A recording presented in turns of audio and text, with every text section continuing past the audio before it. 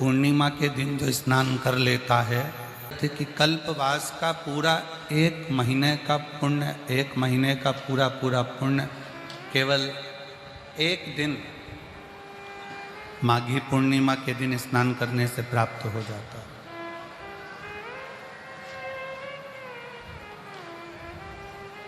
और कितना शिव की करुणा, शिव की दया, आपका विश्वास, आपकी भरोसा, आपकी दृढ़ता कि आप भगवान शंकर की अविरल भक्ति में डूबते हुए, शिव नाम में डूबते हुए इस पवित्र पावन प्रांगण में बैठकर भगवान शंकर की कथा का लाभ ले रहे हैं। यहाँ तक कि हम तो कहेंगे अगर 35-40 साल भी हो गए और संतान का सुख नहीं है, एक प्रदोष काल में चावल का दाना अपनी गोदी में जरूर डाला करो। उस समय पर जब गोद भराती है ना, तो बाबा कैसे भी गोद भरकर ही रहते हैं। एक प्रदोष काल का चावल का दाना, केवल एक दाना।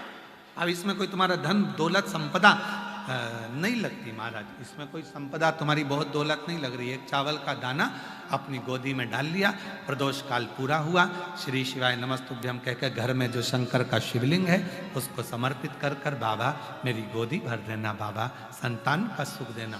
देगा देगा।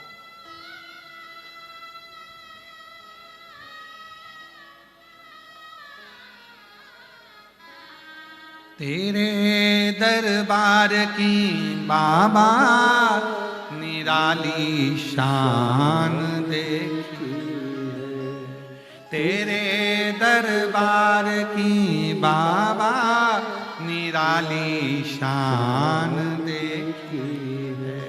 तुझे देते नहीं देखा पर झोली भरी देखी, तुझे देते नहीं देखा पर झोली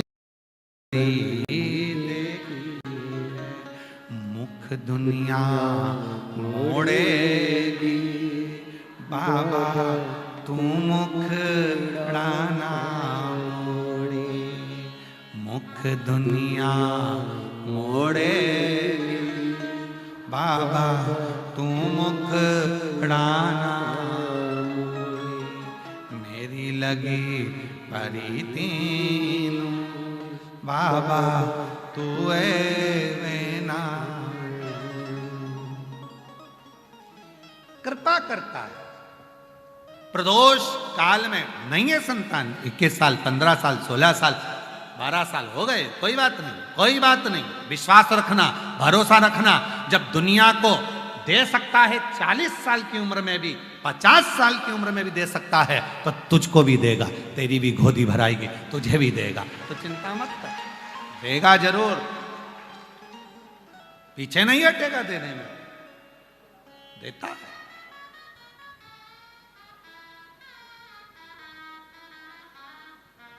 अच्छा ईमानदारी से बोलो, तुम्हें मेरे बाबा ने नहीं दिया होता तो तुम आते इतनी दूर कथा में?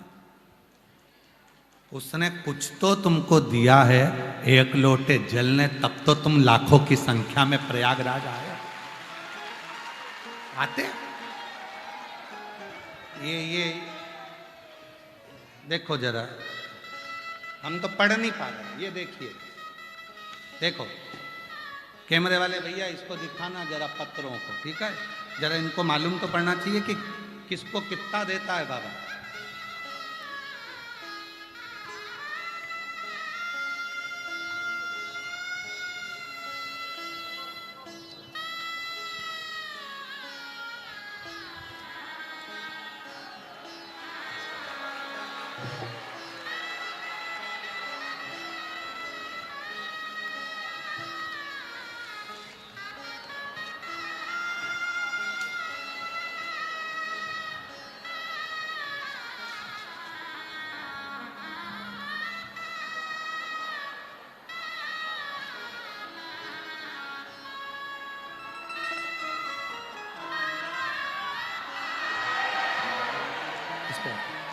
आप जरा विचार करो, ये पत्र वो पत्र हैं जिनको बाबा ने पिछले वर्ष जिन्होंने कथा सुनी थी उनको दिया, और जो इस वर्ष सुनकर जाएंगे उनके पत्रों का ढेर अगले वर्ष में देखेंगे कि बाबा कितना कितना कितना देता है वो, कितना प्रदान करता है वो। ये हजारों हजारों पत्र शायद हम तो आपको देख भी नहीं पाते, और आप भी कई लोग ऐसे हैं जो हमको नहीं देख पाते, केवल सुनते हैं, बाबा को प्रार्थना करते हैं, श्री शिवाय नमस्तुभ्यम कहते हैं, चले जाते हैं। पर जब बाबा तुम्हारी गोदी में दे देता है, खुशियां प्रदान कर देता है, तब मालूम पड़ता है कि बाबा ने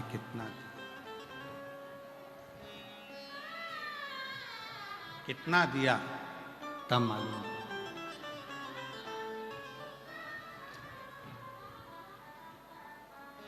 तेरे दरबार की बाबा निराली शान देखी है, तुझे देते नहीं देखा पर झोली भरी देखी है। हमने देते नहीं देखा, शंकर को कभी नहीं देखा कि वो दे रहा है, पर आता है, झोली भर जाता है, किसको दे जाता है, कब दे जाता है, पता ही नहीं पड़ता, कैसे देता है मालूम ही नहीं पड़ता। आप सब आए हो, बैठे हो, दिल से कथा सुन रहे हो, वो दिल से कथा सुनोगे तो वो दिल से देता भी, प्रदान करेगा, देता क्या ना दे। जो दिल से मांगोगे वो दिल से देगा, जो दिल से मांगोगे वो दिल से दे देगा।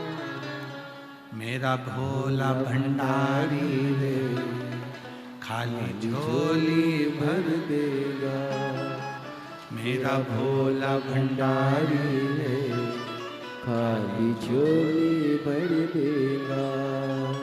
मस्तक पे चंदा है उजियारा कर देगा, मस्तक पे चंदा है उजियारा कर देगा।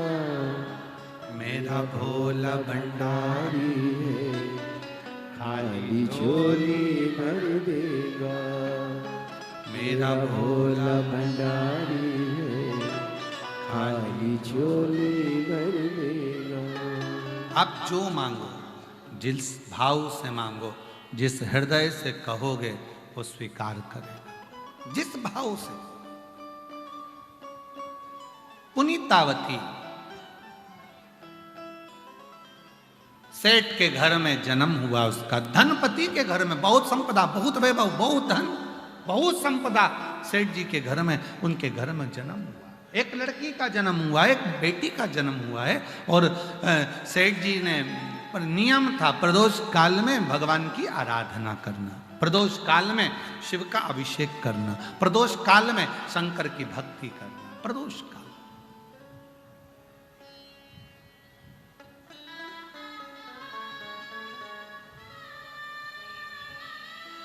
आप भी नियम बना लो, नहीं दुख हटराना, प्रदोष काल में शिव का नाम लो। तकलीफ नहीं दूर हो रही ना, प्रदोष काल में शंकर का नाम लो।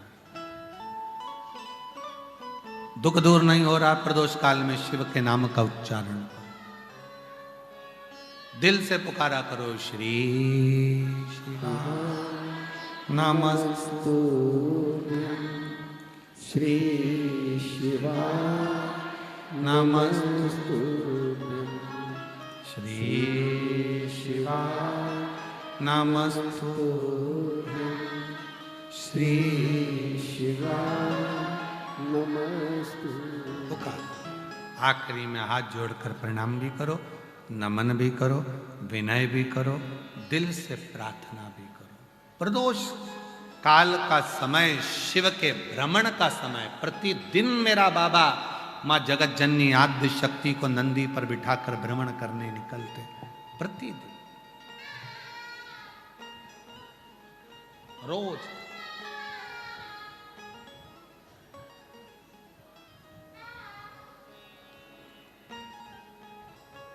देखो, सृष्टि जब बन रही थी, जब सृष्टि का निर्माण हो रहा था, सृष्टि जब बन रही थी, तो सृष्टि के बनने में, सृष्टि के निर्माण में, सृष्टि के बनने में, सृष्टि के निर्माण में, जब भगवान नारायण से पूछा गया कि आप कौन सा स्थान रखोगे, तो कहा मैं बैकुंठ रखूंगा। ब्रह्मदेव ने ब्रह्मलोक ले लिया, इंद्रदेव ने इंद्रलोक ले लिया, नाग देवता ने नागलोक ले लिया, गरुण ने गरुण लोक, वरुण ने वरुण लोक ले लिया। एक भी 33 कोटि देवता में एक भी देवता ऐसे नहीं थे जो पृथ्वी लेने को तैयार। मृत्यु लोक कोई ले ही नहीं रहा, कोई लेता ही नहीं। क्यों?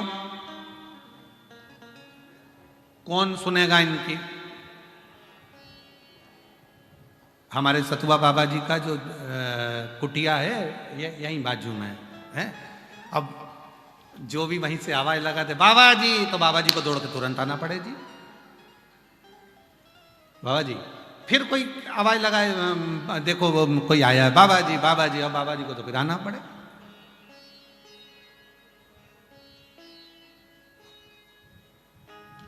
दौड़ दौड़ कर आना पड़े। वो तो बाबा जी को हम धन्यवाद दें, सतुआ बाबा जी को, कि उनको ये मालूम है कि हम एकांत में रहे भगवत भजन करते रहते हैं, तो उन्होंने हमारी पूरी चारों तरफ से सेफ्टी बना कर रखी है। बाबा जी धन्यवाद आपको, बहुत बहुत साधुवाद। कोई अंदर आता भी नहीं और हमारा भजन चलता रहता है। मालूम है कि मिलते भी नहीं, और ज़्यादा किसी से मिलना जुलना या किसी से बात करना ठीक नहीं, हम नहीं मिलते।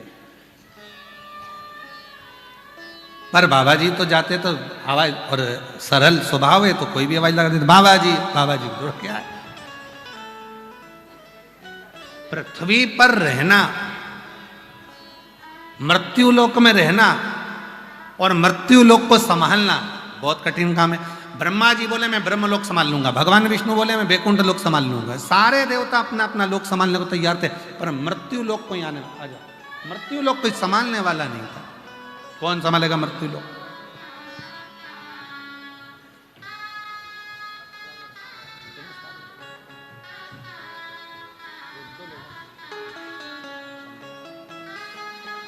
शंभू प्रणाम करो। 18 वर्ष के बाद हुआ, एक बार जोरदार ताली बजाओ। लो पकड़ो, ये लो शंभू, चलो प्रणाम करो।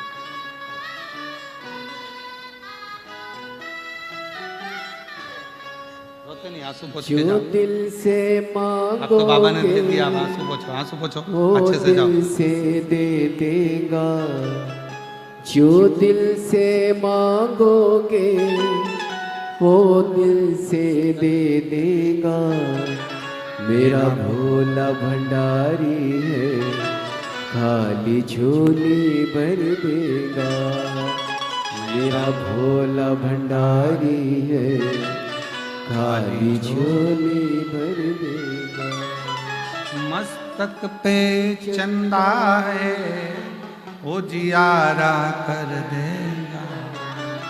मस्तक पे चंदा है, उजियारा कर देगा। मेरा भोला भंडारी है, खाली झोली भर देगा। मेरा भोला भंडारी है, खाली झोली भर देगा। वो कृपा करने वाला, वो करुणा करने वाला। मृत्यु लोक कोई भी देवता लेने को तैयार नहीं है, क्योंकि इनके दुखड़े कौन सुने, और दुखड़े सुने तो पूर्ति करना भी पड़े। भगवान नारायण बोले मैं मृत्यु लोक नहीं लूं, भगवान ब्रह्मा जी बोले हम मृत्यु लोक नहीं ले, तब सब ने अपना अपना लोक ढूंढ लिया, शंकर भगवान अकेले बचे। उनसे पूछा तुम्हें क्या दें? शंकर भगवान बोले कुछ बचा है? तो क्या पृथ्वी का मृत्यु लोक, ये पृथ्वी बची है, मृत्यु लोक बचा है। शंकर भगवान बोले हम लेने को तैयार हैं। लेने को तैयार हो? हाँ। पक्का? हाँ। मछली को भी दर्द होगा तो तुम्हें दौड़ना है, इल्ली को भी दर्द होगा तो तुम्हें दौड़ना है, कीट पतंगे को भी दर्द होगा तो तुम्हें दौड़ना है। शंकर भगवान ने कहा दौड़ने को तैयार हूं, उनका दुख मिटाने को भी तैयार हूं, पर एक शर्त है। क्या शर्त? जो मुझे याद करेगा मैं उसकी तकलीफ मिटाता चलूंगा। जो मुझे याद करे।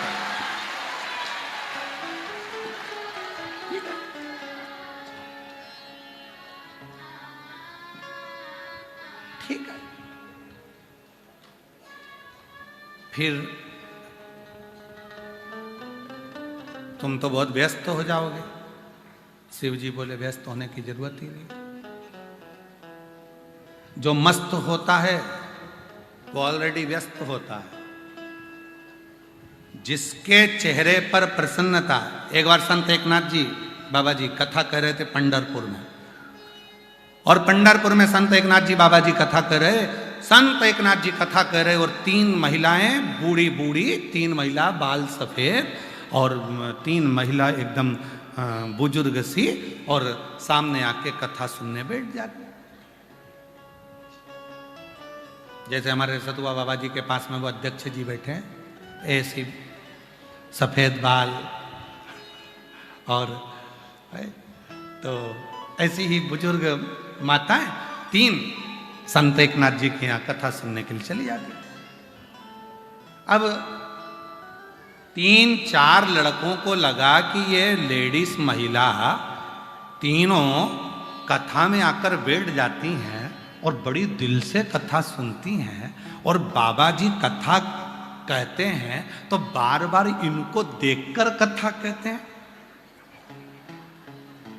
अब इन मूर्खों को कौन समझाए कि कथा बाचने वाला कथा जब बाचता है, जिसका मन कथा में ज्यादा लगता है, उसी को तो देख देख कर बोलना पड़ता है,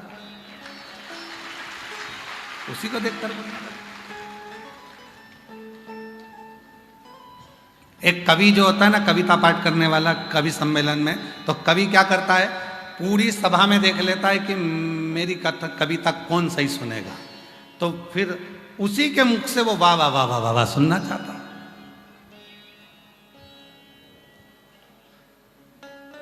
सुने? अब वो तीनों अच्छे से सुनती थी, तो बाबा जी संत एकनाथ जी उनको देखकर कथा कहते थे। पर इन तीनों की बुद्धि बिगड़ गई। इन तीनों ने विचार करा जरूर बाबा जी का ये महिलाएं तीनों जरूर। अच्छा, जिसकी बुद्धि में कचरा भरा हो ना, तो उसको सब दूर कचरा दिखता। जिसके दिमाग में गंदगी भरी होगी तो उसको गंदगी दिखेगी।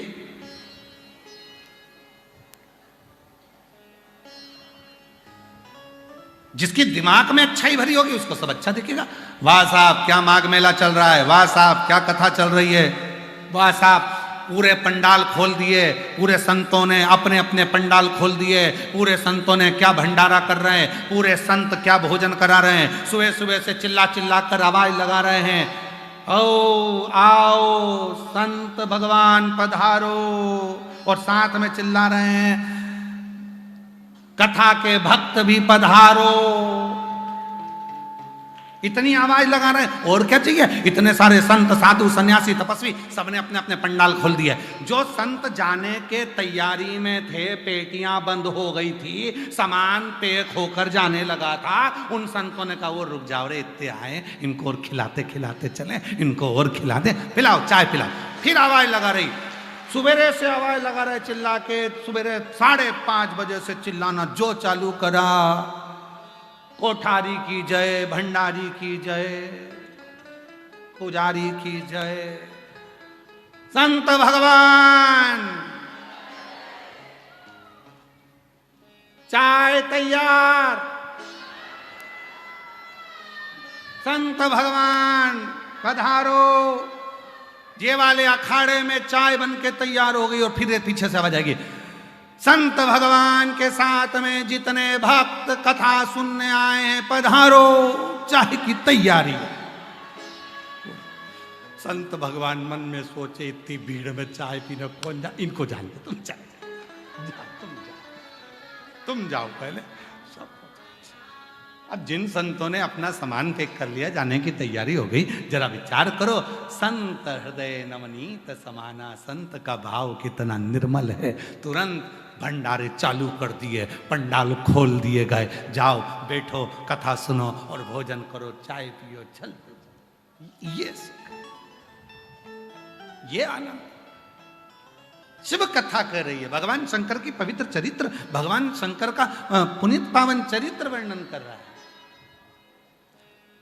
जिसकी बुद्धि में गंदगी भरी, उसको गंदगी दिखेगी, और नहीं तो कोई आएगा तो कहेगा, वाह वाह क्या कथा चल रही है साहब, क्या भीड़, क्या आनंद, क्या आनंद। कल एक माता जी कर लिख के भेजी कि गुरुजी वो हम आरती नहीं कर पाते हैं क्योंकि भीड़ बहुत ज्यादा। तो कौन कराए आरती, करो, दिया मत लगाओ, मोबाइल में टॉर्च तो है ना। मन मेरा मंदिर, आंखें दिया बाती, फोटो की है तालियां, रोम फूल बाती, रोम रोम जीवा तेरी, और बस बहुत है। जब आरती हुआ करे, दिया भले ना जले, क्योंकि दिए से साड़ी जल जाए, पट्टी जड़ जाए, टेंट में कहीं आग वाग लग जाए, इसलिए दिया ना जलाकर अपनी मोबाइल की लाइट चालू, इसमें क्या दिक्कत।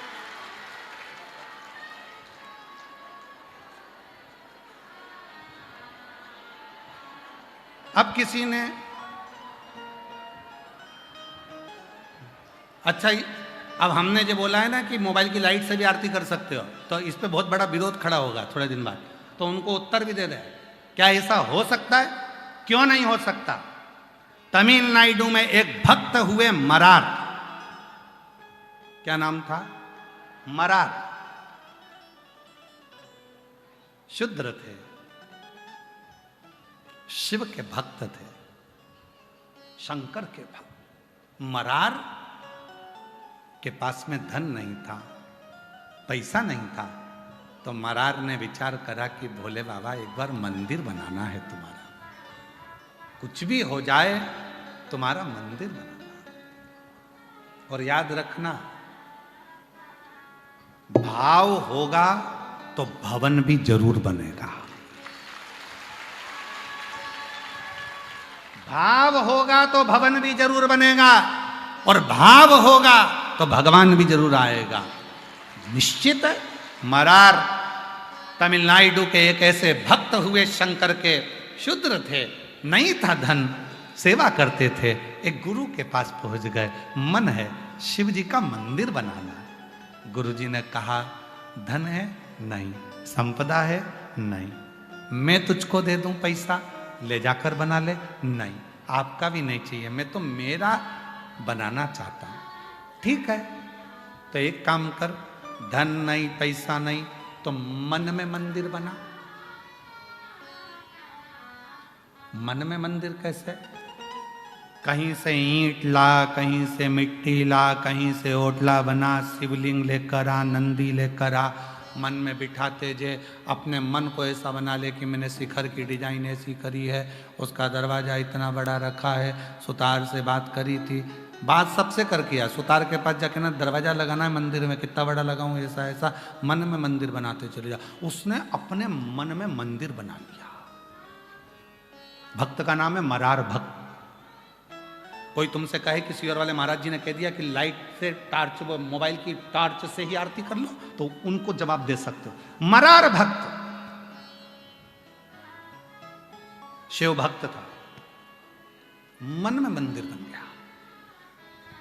पंडित जी के पास गया, प्राण प्रतिष्ठा की मुहूर्त दे दो। पंडित जी ने कहा, तूने मंदिर का बना लिया? मेरे मन में बना लिया। तो मन में बना लिया तो कभी प्रतिष्ठा? नहीं नहीं नहीं, तुम मुहूर्त दो, मैंने सब पूछ पूछ के बनाया है, तुम मुहूर्त दो। पंडित जी ने मुहूर्त निकाला, इस तारीख का मुहूर्त है। कांची वहीं पास में लगी हुई थी, और उस स्थान का राजा एक बहुत बड़ा मंदिर बनाया था। वहां से 100 किलोमीटर की दूरी पर राजा ने मंदिर की प्राण प्रतिष्ठा का मुहूर्त भी वही निकाला जो मरार ने निकाला था। मरार राजा शिव का इतना बड़ा भक्त था कि हवन यज्ञ से शंकर जी को प्रसन्न कर लेता था। आज शिव जी के पास में उसने भी मुहूर्त निकाला और प्राण प्रतिष्ठा दोनों जगह चालू हो गई।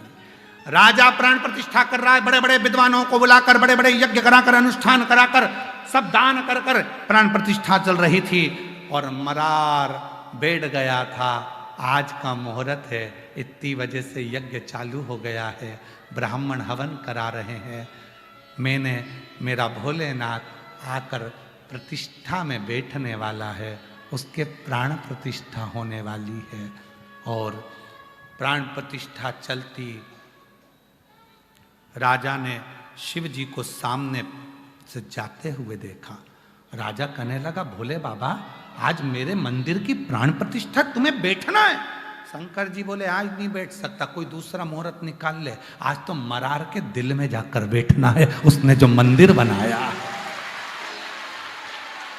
उसने जो हृदय में मंदिर बनाया है, भाव होगा तो भवन बनेगा, और भवन में भगवान तब आता है जब भाव निर्मित हो जाता है।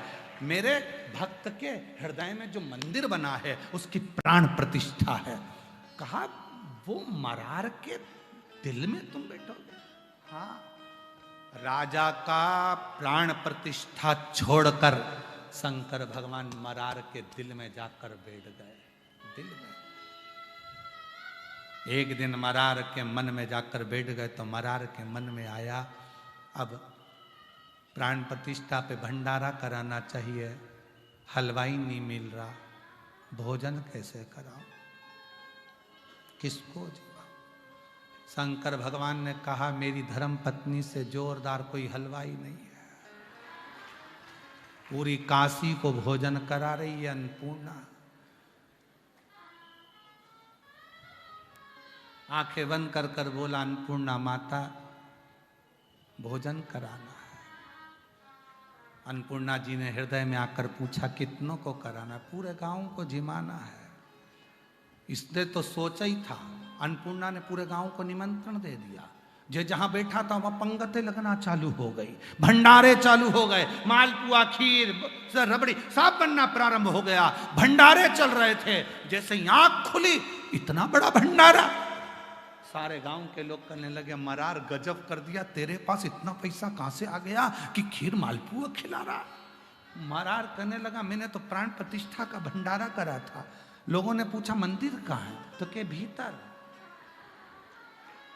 प्रतिष्ठा हो गई, हाँ, भगवान बैठ गए, हाँ।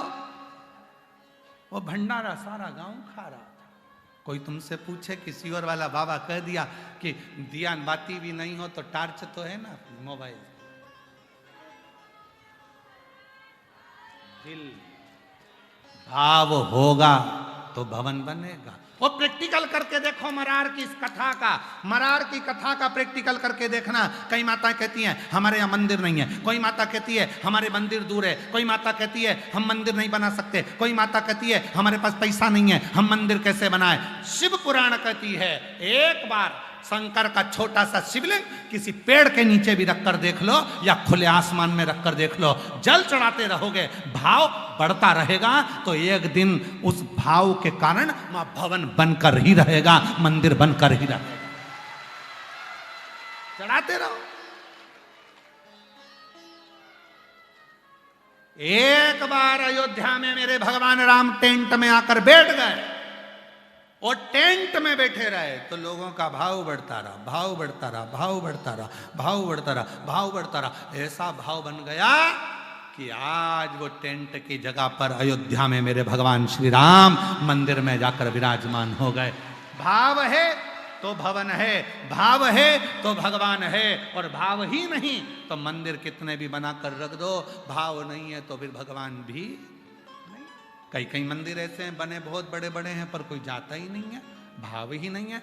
मां तो लोग सोचते हैं कि कमाने के लिए बना लिया, आन दो धन दौलत संपदा, तो भाव भी तो होना चाहिए। भाव अच्छा होगा तो भगवान आएगा, भाव ही नहीं।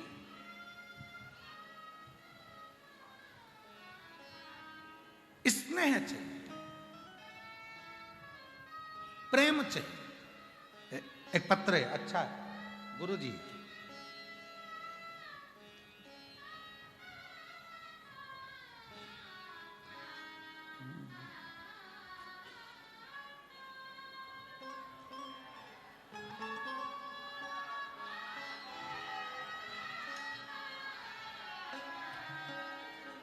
कुछ नहीं मिला तो कुमकुम की बिंदी का ही पैकेट भेज दिया।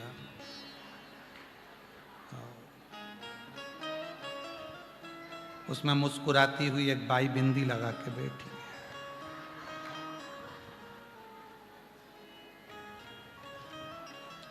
गुरुजी प्रणाम। मेरे भोले बाबा का मैं क्या बखान करूं गुरुदेव। मेरी बेटी एमबीबीएस की तैयारी कर रही थी, नीट क्लियर नहीं हो रहा था। बाबा की ऐसी कृपा हुई गुरुदेव कि पंडाल में बैठकर कथा सुनी और मेरी बेटी भी आई थी, बाबा से विनय कर कर गई थी। नाम क्या लिखा है? राकेश कुमार गुप्ता, सिंगरौली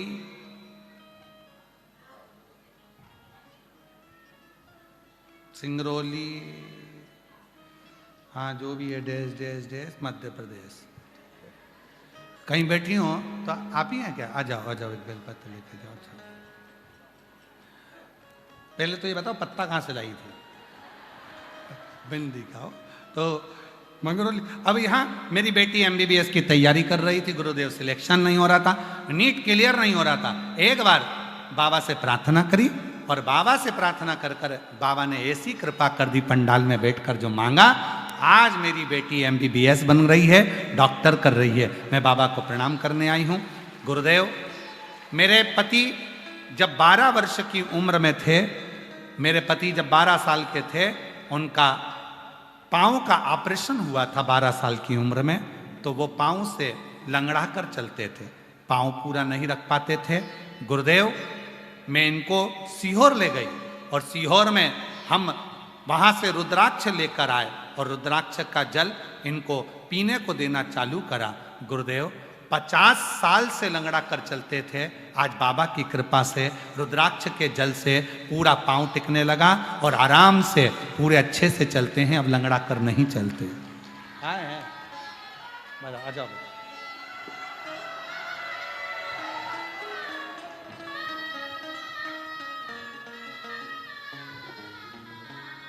अच्छे हो गए बाबा की प्रार्थना। ले बेटा रोते नहीं, पहले आंसू पोछो बेटा, आंसू पोछो, आंसू पोछो, अच्छे से खुश होकर जाओ।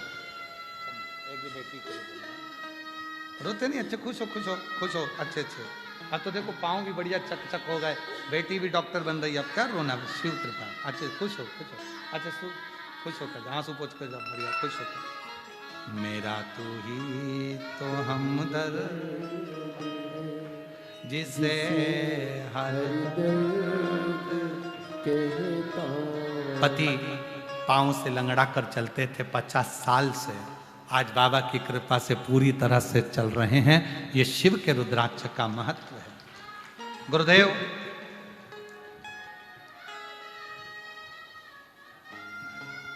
मेरा नाम शिवानी दीक्षित, पत्नी उज्जवल दीक्षित, सीतापुर जिला उत्तर प्रदेश से आई हूँ। कहीं बैठी हो हाथ हिला सकती हैं और बेलपत्र लेने के लिए आ सकती हैं। गुरुदेव मेरे पति की नौकरी कुछ कारणवश अगस्त के महीने में छूट गई थी। आईसीआईसी बैंक में वो नौकरी करते थे, छूट गई। बहुत तकलीफ की जिंदगी चालू हो गई गुरुदेव। छोटा सा बच्चा 4 साल का, बहुत तकलीफ का जीवन चल रहा था। तब किसी के कहने पर सीहोर गए और 3 अगस्त 2025 को कंकर शंकर की पूजन करी। शाम की प्रदोष आरती हमने कुबरेश्वर धाम की करी और बाबा से प्रार्थना करी। रात्रि का विश्राम कुबरेश्वर बाबा की उसी धरा पर करा। बाबा से बोल कर आ गई, बाबा बहुत कष्ट चल रहा है, और बाबा की कृपा से मेरे पति की पुनः जॉब लग गई। बाबा ऐसी कृपा करे कि बाबा ने हमारे सारे दुख दूर कर दिए। एक बार जोरदार ताली बजाएं, कहीं बैठी हो तो आ सकती हैं। अगला है शुभावती देवी, पत्नी श्री सुरेश चंद्र यादव, ग्राम जैनपुर, टोल संतपुर, पोस्ट जैनपुर ब्लॉक बटहट जिला गोरखपुर उत्तर प्रदेश से हैं। कहीं बैठे हों आ सकते हैं। बाबा की बहुत दिनों से भक्ति करती आ रही हूँ गुरुदेव। मेरे पूरे परिवार पर बाबा की बड़ी कृपा है। मेरा बड़ा बेटा ब्रजेश कुमार यादव कई बार रेलवे की परीक्षा में असफल हो गया। तब मैंने अपने बेटे से कहा तुम बाबा की भक्ति करो, 1 लोटा जल चढ़ाओ, और सीहोर वाला बाबा कहता है कि मेहनत को 4 गुना बढ़ाओ। मेरे बाबा ने ऐसी कृपा करी, हम कुबेरेश्वर धाम गए और कुबेरेश्वर धाम आए, वहाँ पूजन कर कर कंकर लेकर रुद्राक्ष लेकर वापिस आए और 3 महीना भी नहीं हुआ और मेरे बेटे का रेलवे में सिलेक्शन हो गया, मेरे बेटे की नौकरी लग गई। मैं बाबा को प्रणाम करने के लिए आई हूँ, बाबा को नमन करती हूँ। एक पत्र है, जय हिंद, अमृतसर पंजाब से रवि शर्मा, संत श्री हृदय राम नगर, बेरागढ़, भोपाल। गुरुदेव मैं भारतीय सेना में हूँ, कहीं बैठे हों तो आ सकते हैं। मैं भारतीय सेना में हूँ और अमृतसर पंजाब से आया हूँ। रहने वाला भोपाल का हूँ, अमृतसर में मेरी नौकरी है। गुरुदेव मेरा बेटा कक्षा 12वीं में सेना का परीक्षा दे रहा था पर क्लियर नहीं हुआ। फिर मेरे बेटे को मैंने शिव जी की भक्ति में लगाया, 1 लोटा जल चढ़ाना प्रारंभ करा। एक पंडाल में बिठाकर मैंने अपने बेटे को कथा सुनवाई और मेरा बेटा टेस्ट में पास हुआ। आज बाबा की कृपा से भारतीय वायुसेना में राइफल पायलट के रूप में मेरे बेटे की ज्वाइनिंग हो गई। मैं बाबा को यहाँ नमन करने के लिए आया हूँ। कहीं बैठे हों तो आ सकते हैं, जहाँ बैठे हों। बाबा के शिव भक्ति का एक बल है विश्वास। शिव भक्ति का एक बल है भरोसा, भरोसा, विश्वास। इसलिए भाव होगा। तुमने जहां शंकर जी रखे और जल चढ़ाना प्रारंभ करा, भाव बढ़ते बढ़ते बढ़ते बढ़ते वहां भगवान अपने आप आते हैं और भवन भी बन जाता है और शिव आकर विराजमान हो जाते हैं। भाव बढ़े, भाव बढ़े। दुनिया के आगे प्रभु चुपचाप मेरे काम, दुनिया के आगे प्रभु चुपचाप मेरे काम। मेरा तू ही तो हमदर्द है जिससे हर दर्द कहता हूं। इसलिए दिल से उससे कहो, प्रार्थना करो, विनय करो। जो दिल से मांगोगे वो दिल से दे देगा, जो दिल से मांगोगे वो दिल से दे देगा। मेरा भोला भंडारी रे, मेरा भोला भंडारी रे, खाली झोली भर देगा। मेरा भोला भंडारी रे, खाली झोली भर देगा। जो दिल से मांगोगे वो दिल से दे देगा, जो दिल से मांगोगे वो दिल से दे देगा। मेरा भोला भंडारी है, खाली झोली भर देगा। मेरा भोला भंडारी है, खाली झोली भर देगा।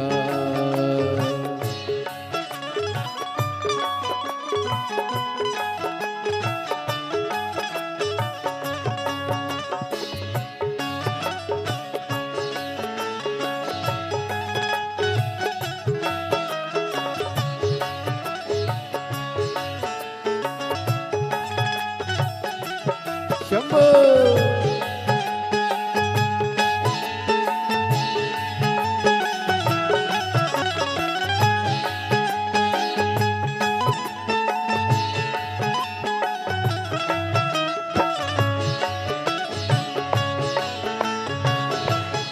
बड़े भाव से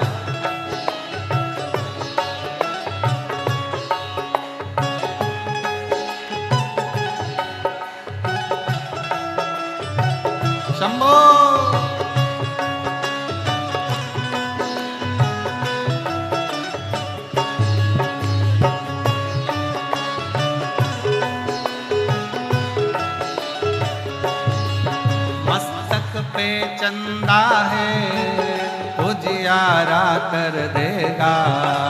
मस्तक पे चंदा है उजियारा कर देगा।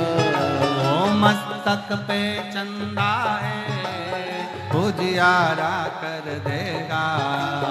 मस्तक पे चंदा है उजियारा कर देगा। मेरा भोला भंडारी रे खाली झोली भर देगा। मेरा भोला भंडारी रे खाली झोली भर देगा। मेरा भोला भंडारी रे खाली झोली कर देगा। मेरा भोला भंडारी खाली झोली भर देगा।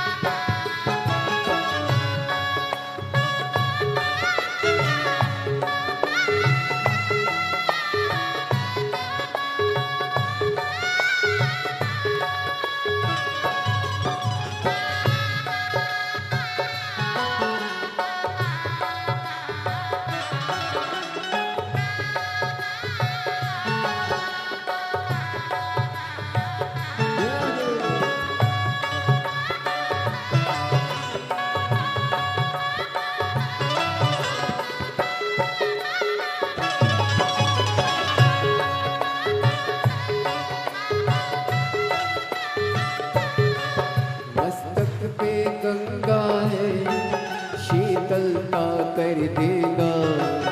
मस्तक पे गंगा है शीतलता कर देगा। मस्तक पे गंगा है शीतलता कर देगा। मस्तक पे गंगा है शीतलता कर देगा। मेरा भोला भंडारी है, मेरा भोला भंडारी है, खाली झोली भर देगा। मेरा भोला भंडारी है, खाली झोली भर देगा। जो दिल से मांगोगे वो दिल से दे देगा। जो दिल से मांगोगे वो दिल से दे देगा। मेरा भोला भंडारी है, मेरा भोला भंडारी है, खाली झोली भर देगा। मेरा भोला भंडारी है, खाली झोली भर देगा।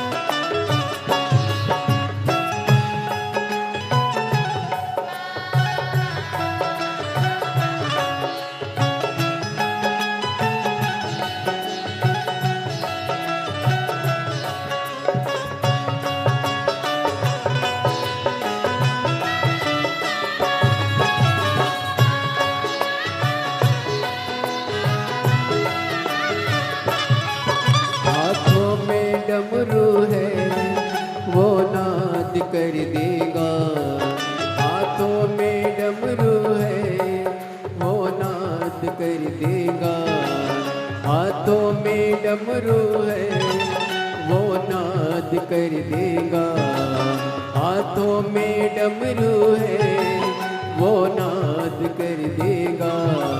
मेरा भोला भंडारी है थारी झोली भर देगा, मेरा भोला भंडारी है थारी झोली भर देगा, मेरा भोला भंडारी है थारी झोली भर देगा, मेरा भोला भंडारी है थारी झोली भर देगा, मेरा भोला भंडारी है थारी झोली भर देगा, मेरा भोला भंडारी है थारी झोली भर देगा, मेरा भोला भंडारी है थारी झोली भर देगा।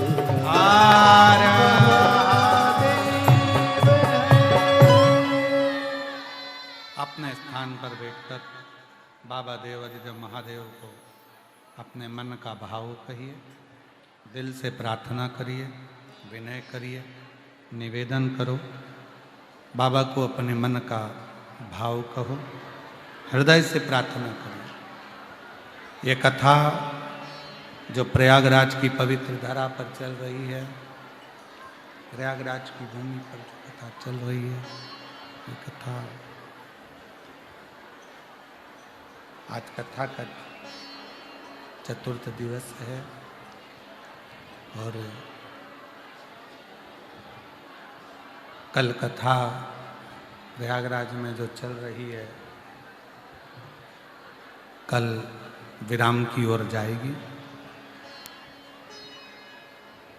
कल कथा का समय यहाँ कथा पंडाल में सुबह 8 बजे से 11 बजे तक रहेगा।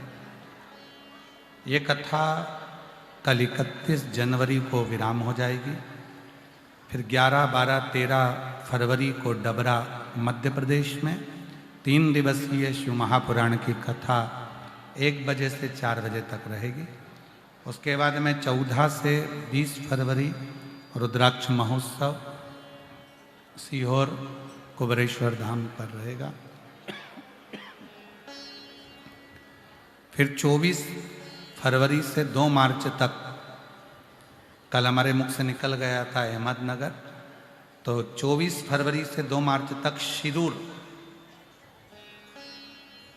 घोड़नादी जिला पुणे महाराष्ट्र में 24 फरवरी से 2 मार्च तक शिरूर घोड़नादी जिला पुणे महाराष्ट्र में शिव महापुराण की कथा 7 दिवसीय रहेगी। उसके बाद में 10 से 16 मार्च भुसावल महाराष्ट्र में कथा रहेगी। फिर 20 से 26 मार्च जयपुर राजस्थान में कथा रहेगी। ऐसे कथाओं का क्रम रहेगा।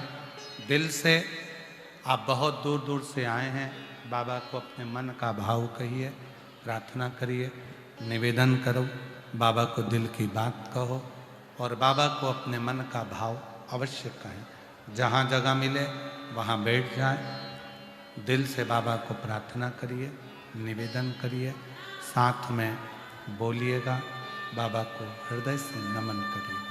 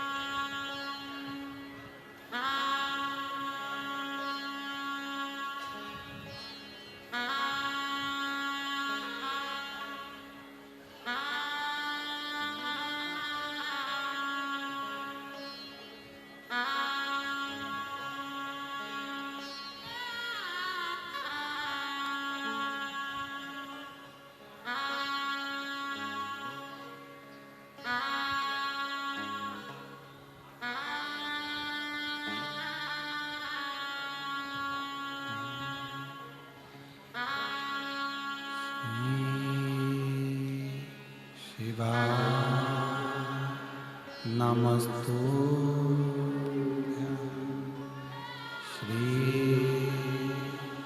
शिवाय नमस्तुभ्यं श्री शिवाय नमस्तुभ्यं श्री शिवाय नमस्तुभ्यं श्री शिवाय नमस्तुभ्यं भोला सब दुख का नारा ओ भोला सब दुख का शिव शंकर जपो तेरी माला भोले बाबा जपो तेरी माला भोला सब दुख का ओ भोला सब दुख का वेश है मंगल का वेश है मंगल का शमशान वासिया शमशान वासिया ओ भोला सब दुख का ओ भोला सब दुख का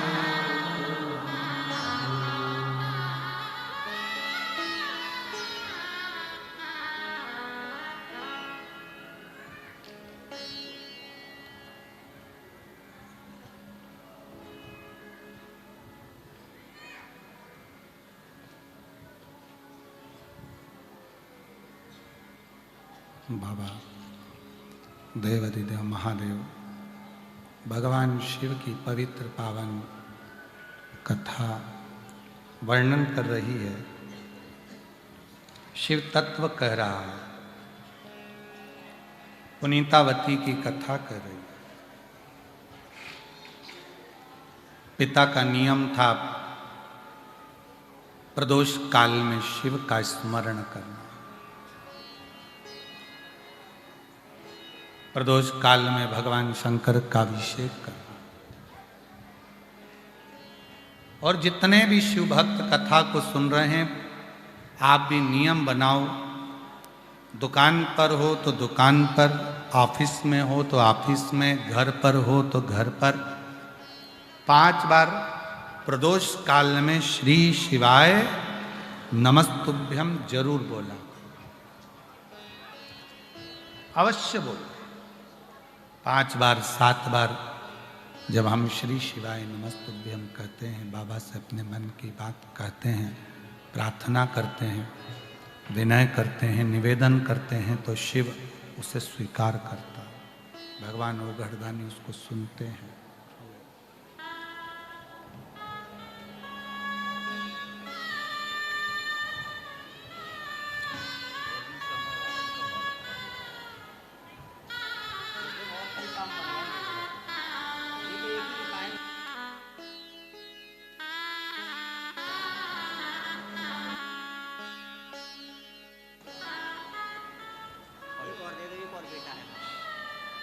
शिव कथा कर रही है, भगवान शंकर की पवित्र कथा कर रही है।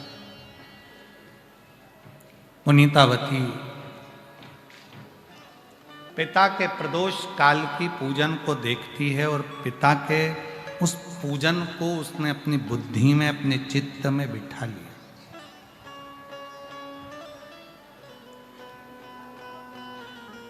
जैसे मां पार्वती जी ने जैसे शिव को, भगवान देवाधिदेव महादेव की आराधना को, शंकर भगवान की साधना को अपना बना लिया था, फिर बाद में देवाधिदेव महादेव स्वयं मां जगज्जननी पार्वती के हो गए थे। ये उसी तरह जैसे विश्वनाथ जिसका हो जाता है, एक बार यदि विश्वनाथ आपका हो गए, भगवान विश्वनाथ यदि आपके हो गए, तो विश्व का कोई ऐसा सुख नहीं है जो तुम्हें नहीं मिल सकता। कोई ऐसा सुख नहीं जो तुम्हें प्राप्त नहीं है।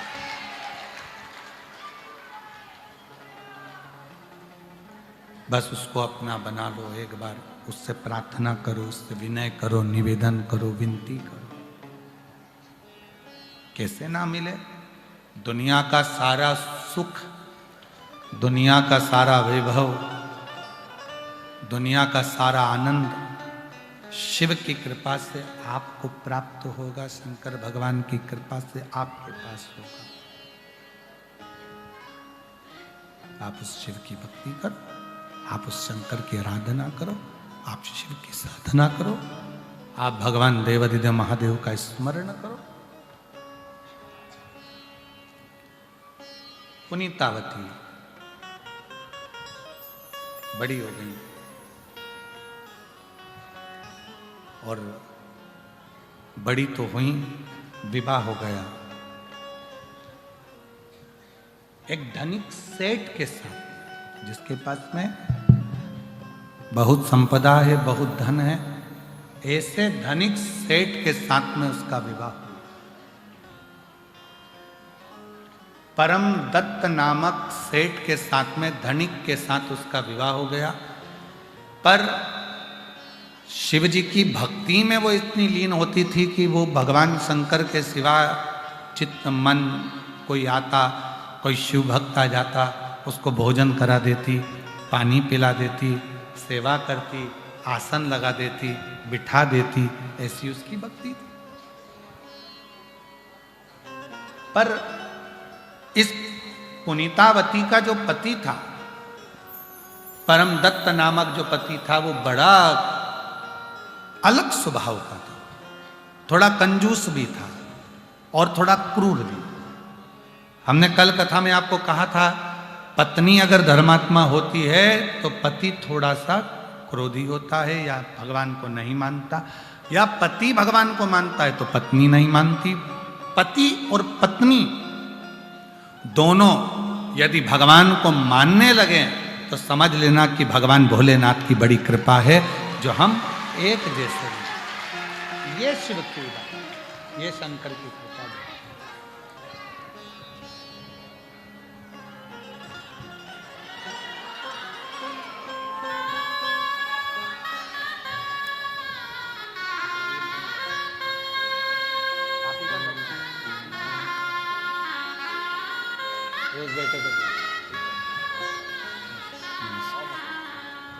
बेटे का जॉब रेलवे में लगा है और इसके पहले जो आए थे उनका एयरफोर्स में जॉब लगा था।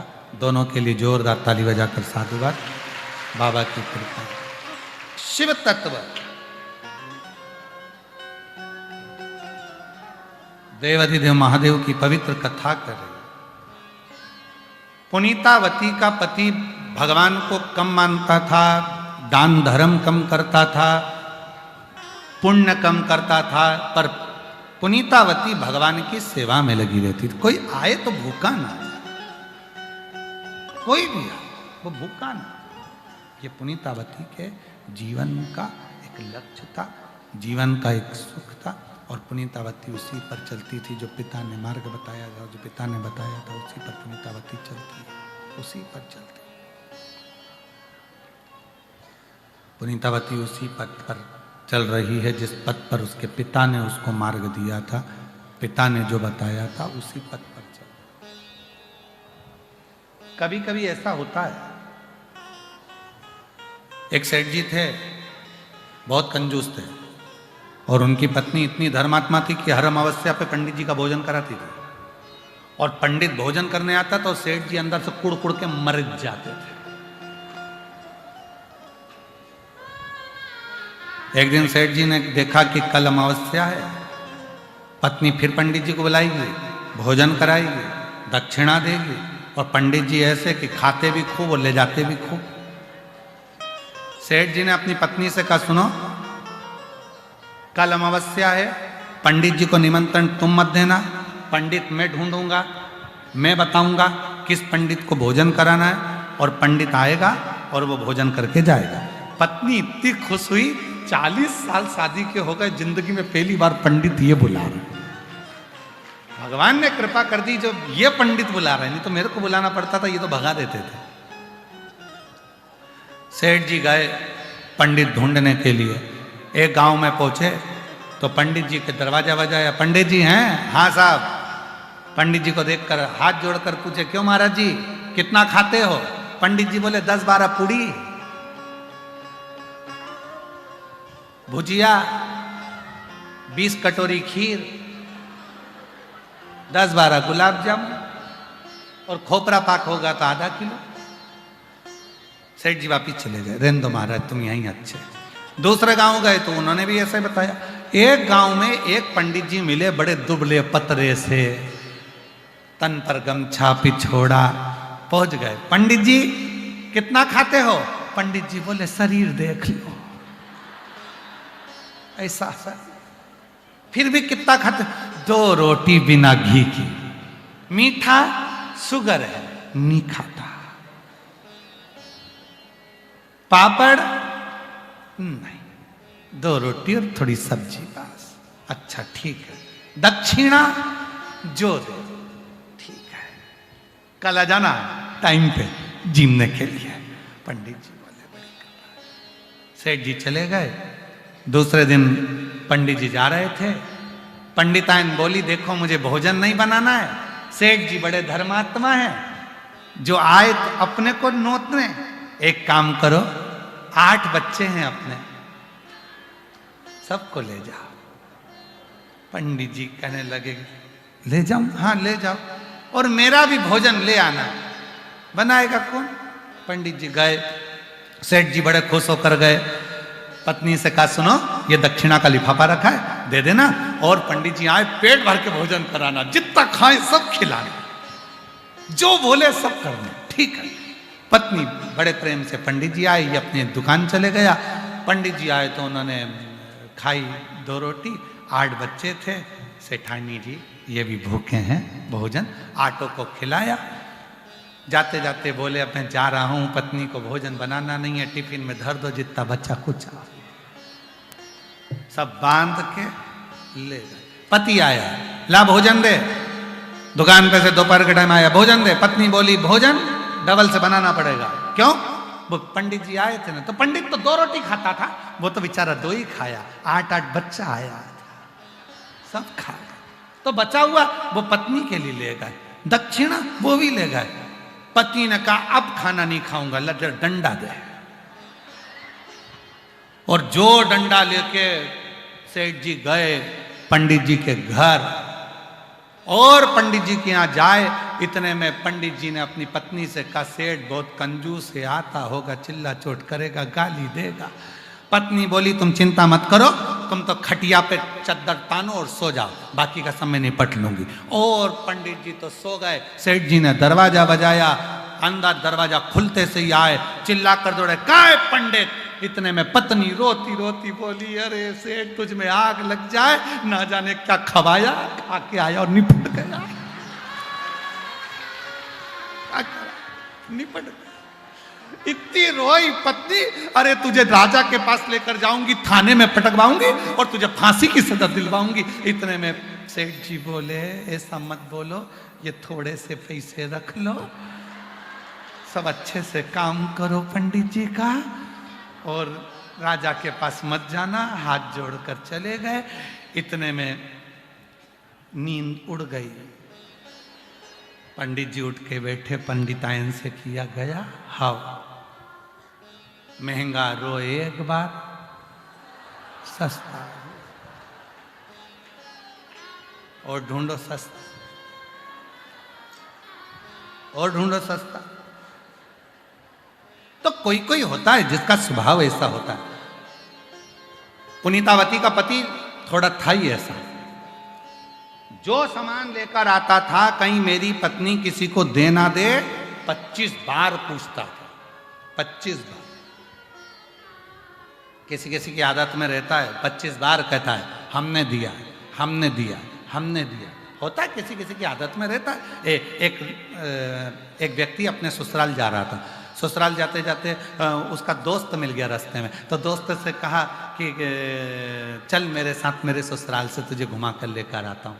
ससुराल मैं नहीं जा रहा। अरे चल तो सही। अरे मेरे पास कपड़े नहीं है, कुर्ता तो पहना है ना, कोई बात नहीं, मैं तुझे नया पजामा दे दूंगा, तू टेंशन मत ले, मेरे साथ चल। उसको ससुराल ले गया। ससुराल ले गया तो ससुराल में गया तो साले जी ने साली ने सब ने पूछा, जीजा जी कैसे हो, बढ़िया, सब बढ़िया हो, हाँ सब आनंद में हो, हाँ।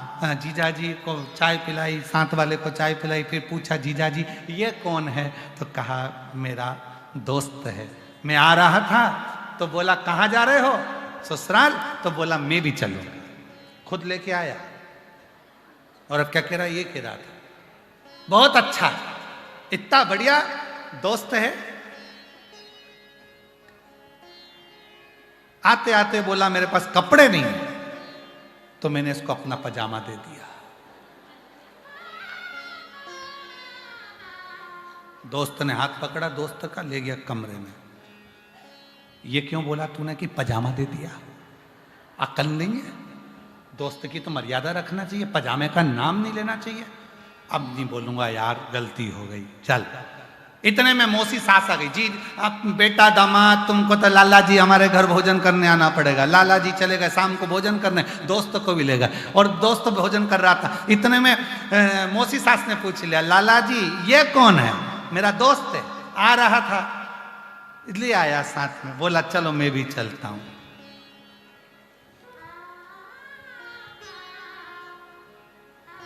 कुर्ता इसी का है, पजामा भी इसी का है। इतने में मौसी सास ने पूछा पजामा, फिर पूरी कथा सुना दी। अब तो और गुस्सा आ गया। अब लेकर गया और कहा, गरबान पकड़कर बोला अब बोला ना पजामे की तो सोच लेना, अभी कि भी चले जाओ। मामा ससुर ने कहा था सवेरे भोजन हमारे यहाँ है, वहां ले गया। मामा ससुर ने कहा दामाद जी लाला जी कैसे हो, बढ़िया। ये कौन है? मेरा दोस्त है, दोस्त है। पजामे की कोई बात नहीं करूंगा, कोई बात। अब तो और दोनों में लड़ाई हो गई। चले, किसी किसी की आदत रहती है बताने की, देने की, बता दे। महाराज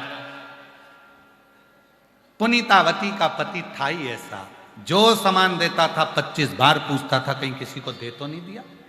मैंने तुझे वो साड़ी दिलाई थी कहाँ है, मैंने तुझे सामान दिया था कहाँ है। एक दिन पुनीतावती का पति 2 आम लाकर दे दिया पत्नी को। 3 दिन निकल गए आम रखे रखे। एक शिव भक्त आ गया, भूखा था, भूख लग रही थी। दरवाजा बजाया पुनीतावती का। पुनीतावती का जैसे ही दरवाजा बजा, पुनीतावती बाहर आई। बाहर आकर दरवाजा खोला। कौन है? माँ भूख लगी है, भोजन चाहिए। भूख लगी है? हाँ। भोजन चाहिए? हाँ। अंदर आए, पानी पिलाया, भोजन कराया। जाने लगे तो मन में सोचा कि क्या दूं, पैसा दूंगी तो पति को अच्छा नहीं लगेगा। आम रखे हैं, एक आम उठाकर पुनीतावती ने उस शिव भक्त को दे दिया। शिव भक्त बाहर गया, पेड़ के नीचे बैठकर आम खा रहा था। इतनी देर में उसका पति आ गया। पति अंदर आकर पूछा, आते से ही पति ने पूछा आम कहाँ है? पत्नी ने एक आम ला कर दिया। पति बोला दूसरा आम कहाँ है? पुनीतावती बोली कि इनने शायद देख लिया। पुनीतावती ने कहा वो तो मैंने शिव भक्त को दे दिया। वो आम क्या तू तेरे बाप के घर से लेकर आई थी? आम ला कर दे अभी की अभी, वो आम चाहिए। पुनीतावती नेत्रों से नीर बहाती हुई भोलेनाथ को याद करती है, बाबा मैंने तो उस भक्त में आपको देखा था, वो प्रसाद में आम वापिस दे दो ना भोलेनाथ। शंकर भगवान ने पुनीतावती की गोद में वो आम वापिस डाल दिया। जैसे ही पुनीतावती की गोद में आम वापिस डाला, वो आम पुनीतावती ने अपने पति को हाथ में दिया। हाथ में लेते से ही पति को लगा ये तो कोई तंत्र मंत्र जानती है। पति ये नहीं समझ पाया कि ये शंकर की भक्त है, ये तंत्र मंत्र करती है। धक्के मार दिए, कहा मेरे तेरे तन पर जो आभूषण है वो मेरे हैं, सब उतार। सारे आभूषण उतरवा दिए। मेरे घर की वस्त्र भी दे, अपने बाप के घर का पहन कर जा। और पिता के घर की एक साड़ी पहनकर पुनीतावती घर से निकल गई। घर से निकली और पुनीतावती जैसे ही एक वस्त्र पहनकर निकली, शिव मंदिर में पहुंच गई। जितने लोग आते थे सेठ, उन सब पुनीतावती की सुंदरता देखते थे। इतनी सुंदर थी पुनीतावती कि उसको देखकर आड़े टेढ़े शब्द सब कहने लगे। एक दिन प्रदोष काल का समय था, जो पुनीतावती ने अपने पिता को देखा था कि प्रदोष में पिताजी शिव का अभिषेक करते हैं, पर आज मेरे पास ना वस्त्र सामान है ना कोई सामग्री है। पुनीतावती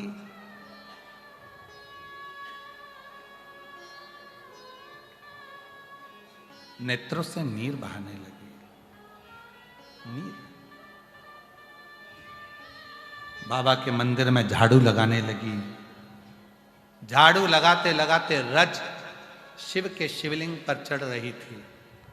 भगवान देव अधिदेव महादेव प्रकट हो गए। बाबा ने पूछा, पुनीतावती? पुनीतावती पूछे, कौन? शिव। मैंने तो ना जल चढ़ाया, ना बेलपत्र चढ़ाई, ना धतूरा चढ़ाया, ना फूल चढ़ाया, कुछ भी नहीं। तूने मेरे मंदिर में झाड़ू लगाई, झाड़ू से धूल उड़ी, वो धूल मुझे लगी। लोग भस्म चढ़ाते हैं, तूने मुझे वही भस्म चढ़ा दी। बता तुझे क्या दूं मैं आज, क्या दूं मैं तुझे आज? दुनिया के लोग कहते हैं, सीओर वाले बाबा जी कहते हैं, सीओर वाले महाराज कहते हैं मंदिर में झाड़ू लगाओ, पोछा लगाओ। उनको कौन समझाए कि झाड़ू लगाने पर भी अगर तुमने शिव मंदिर में झाड़ू लगाई है, पोछा लगाया है, सफाई करी है, अगर धूल थोड़ी सी अगरबत्ती लगी थी, धूप बत्ती लगी थी, तुम्हारे झाड़ू पोछा लगाने से अगर वो भस्म भी उड़ेगी, शिव पर चढ़ेगी, उसका भी फल तुम्हारे खाते में लिखा कर जाएगा। भस्म का फल भी तुम्हारे खाते में लिखा कर जाएगा। लोग कहते हैं, सीओर वाले बाबा जी कहते हैं जल चढ़ाओ, सीओर वाले बाबा जी कहते हैं निर्माल्य उठाओ, विसर्जन में लेकर कहीं एक जगह स्थान पर रखो। क्या फल है उसका? बहुत फल है, बहुत। जो भी कथा शिव महापुराण में कही जाती है, एक एक शब्द शिव महापुराण में कहा जाता है, वो कहीं ना कहीं किसी न किसी पुराण में से, किसी स्थान में से, कोई कथा के माध्यम से लेकर फिर बोला जाता है। हमें भी मालूम है कि करोड़ों करोड़ों लोग इस कथा को सुनते हैं। कोई भी आकर खड़ा हो जाएगा कि प्रमाण दीजिए, तो उस प्रमाण को देने के लिए कौन से पुराण से, कौन से शास्त्र से, कौन सी जगह से, कौन से पृष्ठ से, गीता प्रेस गोरखपुर की कौन सी किताब से उसको लिया गया, उसका पूरा वर्णन एक डायरी में लिखते हैं। उसके बाद व्यासपीठ पर आते हैं, फिर बताने का प्रयास करते हैं, जिससे किसी को बताने का समय आए तो बताया। कई लोगों ने बीच में प्रमाण कहा, शिव जी पे चढ़ा हुआ जल नहीं पीना चाहिए, फिर उनको प्रमाण दिया। फिर किसी ने कहा पशुपति व्रत तो हमारी पुराणों में ही नहीं है। कैसे नहीं है? पाशुपत्य व्रत एक होता है, पाशुपत योग, एक पाशुपत अस्त्र और एक पाशुपत व्रत। पाशुपत व्रत स्वयं देवाधिदेव महादेव का वो व्रत भगवान कृष्ण ने भी करा है। भगवान कृष्ण ने भी पाशुपत योग भी करा, पाशुपत व्रत भी करा और पाशुपत अस्त्र भी रखा। संसार के लोग जब द्वापर में भगवान कृष्ण ने जब पाशुपत व्रत करा, अस्त्र करा लिया और पाशुपत योग करा, तो भगवान शंकर ने कहा दुनिया की सामर्थ्यता नहीं है जो पाशुपत योग कर ले, दुनिया की सामर्थ्यता नहीं है कि पाशुपत अस्त्र धारण कर ले, पर कली काल में जो पाशुपत व्रत करेगा वो पाशुपत अस्त्र और योग के बराबर होगा, उसका फल जरूर मिलेगा, उसका फल मिलेगा। तो दुनिया के लोगों ने फिर पशुपति व्रत करना प्रारंभ करा। आज पूरी दुनिया के लोग पशुपति व्रत कर कर अपने मन की कामना 5 सोमवार कर कर फल प्राप्त कर लेते। वो पशुपति व्रत है। फिर किसी ने कहा कनेर का फूल, फिर किसी ने कहा सफेद आंकड़े की जड़, एक एक चीज का वर्णन। और ये कथा आज कह रही है, भगवान शंकर की कथा कर रही है कि झाड़ू लगाने का भी फल है, पोछा लगाने का भी, मंदिर में सफाई करने का भी फल है।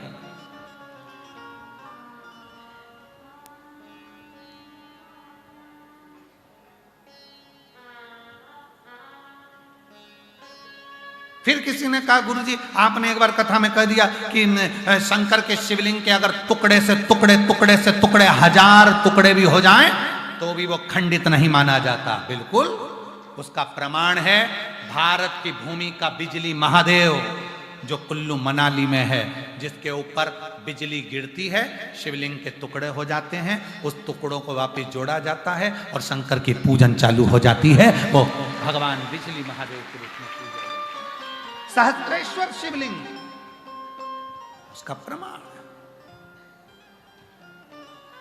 लगाई झाड़ू, धूल उड़ी, मस्तक चढ़ी, शिव प्रसन्न, मांग तुझे क्या चाहिए?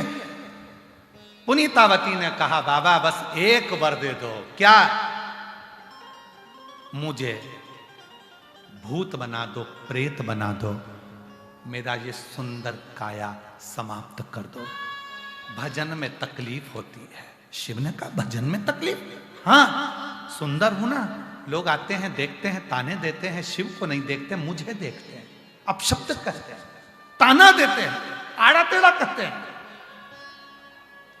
शिव महापुराण की कथा कहती है, पुनीतावती की कथा कहती है, शंकर ने कहा भले तूने मांगा मैं तुझे प्रेत जैसा, भूत जैसा रूप दे दूंगा, पर सुन पुनीतावती, अगर जिसने तुझे अपशब्द कहा है, कल से तुझे उसका प्रमाण दिखना प्रारंभ हो जाएगा। शिव महापुराण की कथा कहती है, कोई शंकर का भक्त, कोई शिव की आराधना करने वाला, शिव की साधना करने वाले को कभी अपशब्द मत कहो, ताना मत दो, गाली मत दो, आड़ा टेढ़ा मत करो, मत बोलो। तुम्हारा विश्वास हो तो तुम शिव की कथा सुनो, तुम्हारा विश्वास हो तो शिव को मानो, वरना ना शिव कथा करने वाले की निंदा करो, ना शंकर की निंदा करो, ना शिव पुराण की निंदा करो, वरना मरने से पहले एक बार तो परमात्मा भुगताता बहुत है। सावधान, नहीं करना, नहीं लग रहा ना मन, कोई बात नहीं, शंकर में तुम्हारी कथा में मन नहीं है, कोई बात नहीं, पर शिव भक्त की भी निंदा मत करो, कथा की भी निंदा मत करो, और शिव की भी निंदा मत करो, तो चिंता नहीं। रोने लगी पुनीतावती। शिव जी ने उसकी अस्थियों का कंकाल कर दिया, केवल चेहरे पर खाल थी, झुर्रियां पड़ी हुई थी, बाल खुले थे और शरीर कंकाल जैसा था।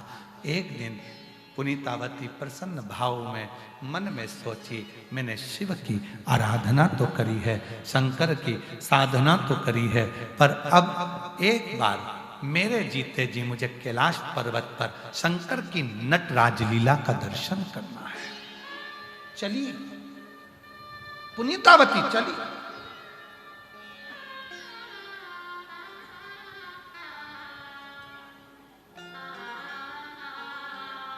एक पुनीतावती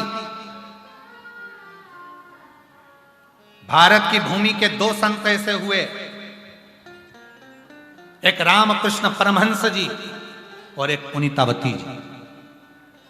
भारत की भूमि के वो 2 संत ऐसे हुए, रामकृष्ण परमहंस जी जब वृंदावन दर्शन के लिए आए तो मथुरा के रेलवे स्टेशन पर पांव के बल नहीं उतरे, सिर के बल उतरे थे। रामकृष्ण परमहंस जी और भारत की भूमि की दूसरी संत पुनीतावती ऐसी थी जो कैलाश धाम की यात्रा करने के लिए गई, और जब कैलाश नजदीक में थे तो पांव से चलना बंद कर दिया था, हाथ के बल चलती थी, थक जाती थी तो सिर को जमीन पर टेक लेती थी। पर पूरी कैलाश यात्रा में पुनीतावती ने अपना पांव नहीं रखा, क्योंकि इस धरा पर मेरा शंकर कंकर के रूप में विराजमान है, ना जाने कब मिल जाएगा मुझे। पांव नहीं रखा, पांव। भारत की भूमि के एक संत रामकृष्ण परमहंस जी मथुरा के रेलवे स्टेशन पर उतरते हैं तो सिर के बल, हाथ के बल उतरते हैं। कहा साथ वालों ने, स्वामी जी क्या कर रहे हो, लग जाएगी, चोट लग जाएगी, गिर जाओगे, पांव क्यों नहीं रखते? रामकृष्ण परमहंस जी ने कहा, जिस ब्रज की रज में मेरे कृष्ण ने अपना चरण रखा है, उस रज पर मैं पहले सिर रखना चाहता हूं, अपना पांव नहीं।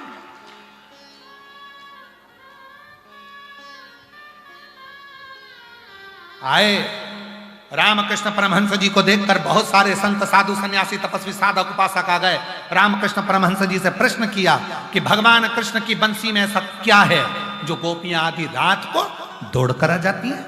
उत्तर दीजिए रामकृष्ण परमहंस जी। भगवान कृष्ण की बंसी में ऐसा क्या है जो गोपियां आधी रात को अपना परिवार छोड़ देती हैं, बच्चे छोड़ देती हैं, पति छोड़ देती हैं, घर छोड़ देती हैं और दौड़ दौड़ कर आ जाती हैं? भगवान की बंसी में ऐसा क्या है? रामकृष्ण परमहंस जी ने कहा, सुबह ब्रह्म मुहूर्त में 4 बजे बताऊंगा, यमुना जी के घाट पर। यमुना जी के घाट पर ब्रह्म मुहूर्त में सुबह 4 बजे बताऊंगा। लोग आधी रात को यमुना जी के तट पर इकट्ठे हो गए, पूरा घाट भरा गया, कहीं जगह ना बची रत्ती भर। रामकृष्ण परमहंस जी सुबह 4 बजे आने वाले थे, आए नहीं। 5 बज गई, 6 बज गई, 7 बज गई, 8 बज गई, सुबह की 9 बज गई, 10 बज गई, तब रामकृष्ण परमहंस जी आए। लोगों ने पूछा, बाबा जी बताओ, भगवान कृष्ण की बंसी में ऐसा क्या था जो गोपियां आधी रात को आकर खड़ी हो जाती थी कृष्ण के लिए?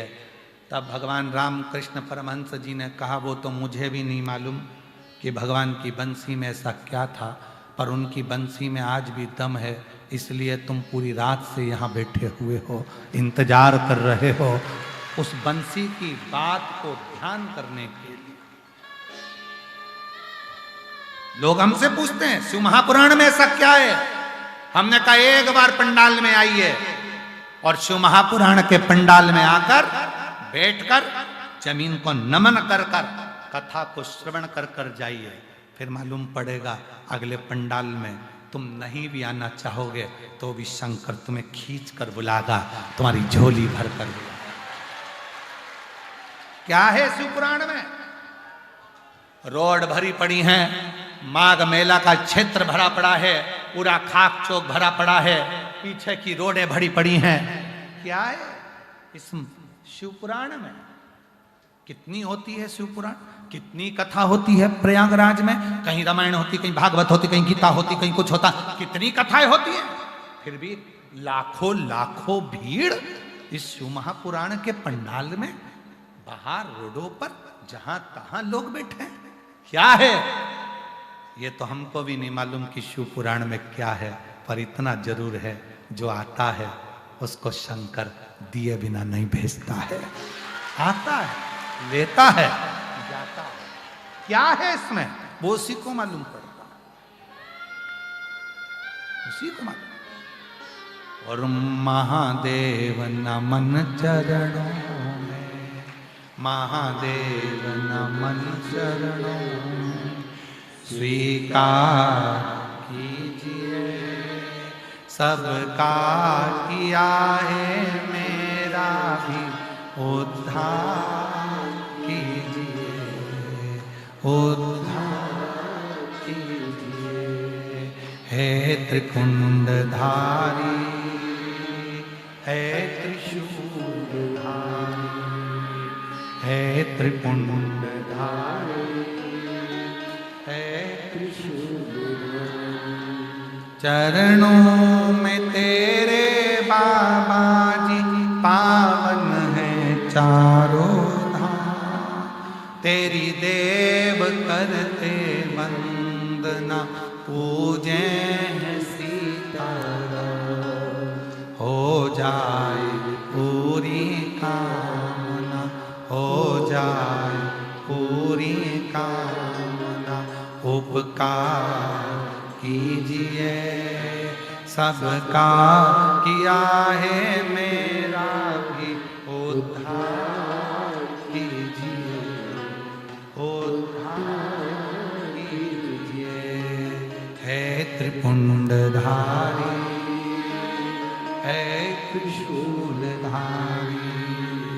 है त्रिपुंडधारी, है त्रिशूल। पुनीतावती के सामने जब हाथ टेकती टेकती पहुंची पुनीतावती कैलाश पर, पार्वती जी का ध्यान गया। शिव जी से कहा, बाबा कोई स्त्री आई है, नारी, और पांव से चलकर नहीं आई। पांव से चलकर नहीं आई? नहीं, हाथ से सिर के बल आई है। शिव ने नेत्र बंद करे करे ही बोल दिया, पुनीतावती आई है। पार्वती जी ने कहा, तुम कैसे पहचानते हो? तुम्हारी पुरानी पहचान है क्या? ध्यान भटकता है। जैसे संत एकनाथ जी प्रवचन देते थे, वो 3 महिला आकर बैठती थी, बाल सफेद थे, और कुछ लोगों का ध्यान भटक गया, जरूर कोई बात है। आज जाएंगी ना जब पीछे पीछे, इनको पता लगाएंगे कहां रहती हैं। तीनों जा रही थी, वो लड़के पीछे पड़ गए। पीछे पड़ते पड़ते प्रवचन से जैसे ही निकली तो आगे गई जंगल में, जंगल से निकली तो पहुंची चंद्रभागा नदी के तट पर, और तीनों चंद्रभागा नदी में कूद गई। उन लड़कों ने विचार करा, गलत थी ना, इसलिए सुसाइड करा है। हमें मालूम था कि हम जगत में कह देंगे ये बात। अब कल देखेंगे वो महाराज किसको देखता है। कल पहुंच गए कथा में, वो तीनों फिर बैठी थी आगे, वही सफेद बाल, वही कथा सुन। इनके चक्कर में पड़ गए, क्या हो गया। फिर जाने लगी तो पीछे पीछे चलते चलते पहुंचे जंगल में, आगे जाके खड़े हो गए। पूछा, तुम तीनों हो कौन? कल तो तुम पानी में डूब के मर गई थी। तीनों बोली, मरे हमारे दुश्मन, हम काय को मरे। तो पानी में डूबी, फिर तो तुम निकली नहीं। तीनों ने कहा, मैं गंगा, ये यमुना, ये सरस्वती।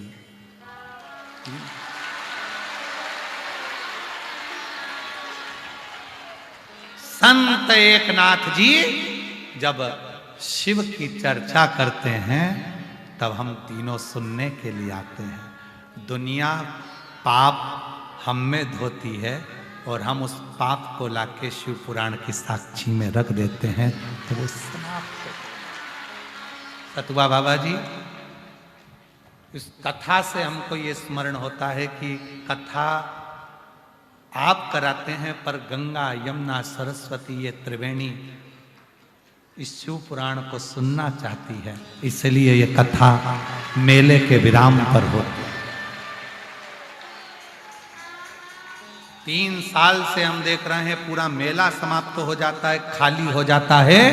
4 साल से हम देख रहे हैं कि पूरा मेला खाली हो जाता है और मेले से लोग चले जाते हैं, संत भी चले जाते हैं। तब ये कथा करने का मौका इस शरीर को मिलता है और हमें लगता है ये कथा का जो विराम होता है, ये स्वयं माँ त्रिवेणी इस कथा को सुनकर शिव पुराण की कथा में जितने मेला को नहाने के लिए आते हैं उन सब का भार किसको दे, तो शिव पुराण को दे देती है और कथा सुनकर आनंदित।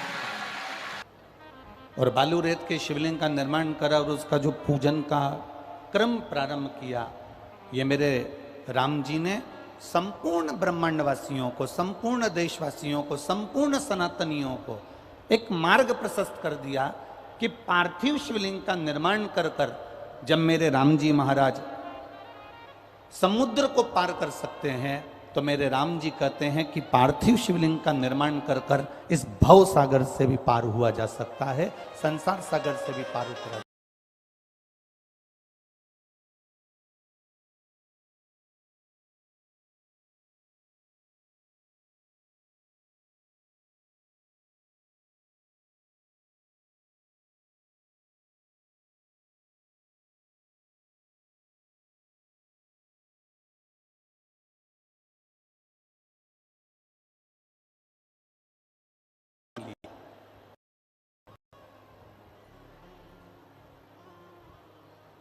कभी भगवान शंकर के नाम का उच्चारण उसने किया ही नहीं।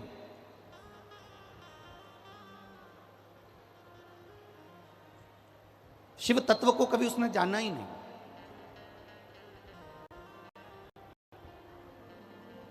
शरीर में ताप पड़ा, जब शरीर में ताप पड़ा और उसके शरीर को कंपन होने लगा, बुखार पड़ने लगा, शरीर को ताप होने लगा, बुखार पड़ने लगा, तब वो ठंड से कांपते हुए शरीर के ताप के कारण वो शंकर भगवान के एक शिवालय में प्रवेश कर गया। ये हमारी शिव महापुराण का कथा का महत्तम हमें वर्णन कर रहा है। शिव महापुराण की कथा का महत्तम हमसे कर रहा है।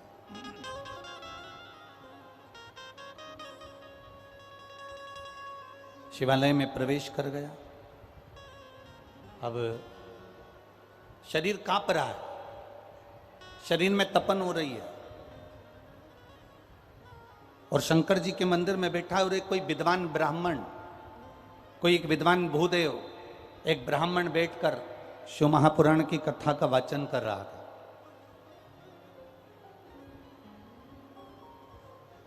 अब इसके शरीर में तो ताप पड़ा, इसके शरीर में तो कष्ट पड़ा, इसके शरीर में तो कष्ट हो रहा है, और ये शिव जी के मंदिर में जाकर बैठ गया। और भगवान शंकर के मंदिर में जब भगवान शिव का जय घोष हो रहा है, शिव महापुराण की कथा का वाचन हो रहा है, ब्राह्मण देवता बार बार आवाज लगाकर कर रहे हैं हर हर महादेव। जब ब्राह्मण बार बार हर हर महादेव कर रहे हैं, बार बार उच्चारण कर रहे हैं, बार बार कर रहे हैं, तो इसको कष्ट हो रहा है। अभी इससे पहले जो छत्तीसगढ़ की कथा थी उसमें हमने वर्णन किया था। छत्तीसगढ़ की कथा में आपको कहा था कि शरीर में ताप बढ़ता है तो भोजन छूट जाता है, शरीर में कष्ट बढ़ता है तो भोजन छूट जाता है, और जब हमारे घर में, हमारे अंदर पाप बढ़ता है तो भगवान का भजन छूट जाता है। फिर भगवान के भजन में हमारा मन नहीं लगता, भगवान की भक्ति में हमारा मन नहीं लगता, भगवान के स्मरण में हमारा मन नहीं लगता। आप रोज मंदिर जा रहे हैं, रोज शिवालय जा रहे हैं, रोज भगवान के मंदिर पहुंच रहे हैं, रोज भगवान की भक्ति में पहुंच रहे हैं, रोज देवादिदेव महादेव को एक लोटा जल समर्पित करने के लिए पहुंच रहे हैं, और जिस दिन हफ्ते में, 2 हफ्ते में, महीने में, 15 दिन में, जिस दिन 2, 4, 15 दिन में आप मंदिर ना जा पाए, किसी कारणवश आप मंदिर ना पहुंच पाए, शिव जी को एक लोटा जल ना चढ़ा पाए, भगवान शंकर का गुणगान ना कर पाए, जिस दिन आप भगवान की भक्ति में डूब ना पाए, उस दिन अपने आप में एक बैठकर विचार करना कि मैंने ऐसा कौन सा कर्म कर दिया कि आज मैं देवादिदेव महादेव का दर्शन नहीं कर पा रही हूं। मैंने कौन सा कर्म कर दिया जो मैं महादेव की कथा में नहीं पहुंच पा रही हूं। मैंने कौन सा कर्म कर दिया जो मैं भगवान शंकर का गुणगान नहीं कर पा रही हूं। मैंने कौन सा कर्म कर दिया जो मैं शिव तत्व को प्राप्त नहीं कर पा रही हूं। जब शरीर में ताप बढ़ता है, शरीर में कष्ट बढ़ता है, शरीर में रोग बढ़ता है, तो हमारा भोजन छूट जाता है, और जब घर में, परिवार में, हमारे अंदर जब पाप बढ़ने लगता है तो भगवान का दरवाजा छूट जाता है, भगवान का द्वार छूट जाता है। ये हमारे पाप की वृद्धि जब होती है, पाप जब बढ़ता है, तो हमको लगता है कि हमारा भजन छूट गया, हमारा स्मरण छूट गया, हमारी भक्ति छूट गई, हमारा मंत्र जाप छूट गया, हमारा नाम जाप छूट गया। जितने आयो कथा में और जितने आस्था चैनल पर सुन रहे हो, और जितने पंडालों में, ये जितने पंडाल लगे हुए हैं, आप जितने पंडालों में भरे हुए बैठे हो, जितने आप कथा के पंडाल में बैठे हो, एक अनुभव करिएगा अपनी जिंदगी का, एक स्मरण करिएगा अपनी जिंदगी का।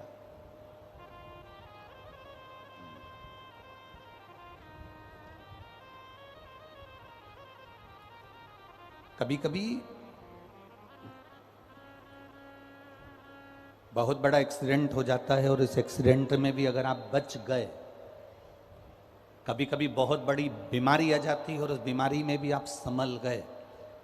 कभी कभी बहुत बड़ा तकलीफ आ गई और उस तकलीफ से भी अगर आप निकल गए तो आप ये अनुभव करिएगा कि ये आपने जो पूर्व में देवाधिदेव महादेव को एक लोटा जल चढ़ाया है, जो भगवान शंकर का गुणगान किया है, जो पार्थिव शिवलिंग का निर्माण किया है, जो भगवान की तुमने आराधना करी है, ये उसका फल है जिसके कारण आज हम सुरक्षित बैठे हुए हैं। ये अनुभव अपने भीतर करिएगा कि ये उसकी कृपा से। अकाल मृत्यु वो मरे जो काम करे चंडाल का, और काल उसका क्या बिगाड़े जो भक्त हो महा। उसका काल बिगाड़ेगा।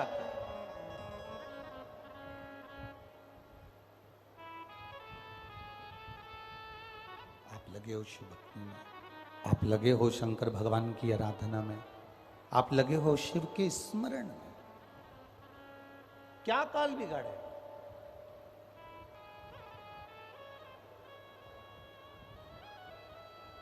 शिव कथा कह रही है, भगवान शंकर का संवाद कर रहा है।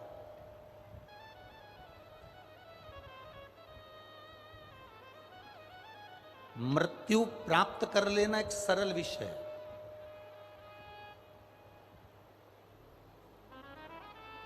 पर भजन कर कर, मंत्र जाप कर कर, भगवान की भक्ति को धारण कर कर अपने प्राणों को त्याग देना और मोक्ष पा लेना, ये एक अलग विषय है।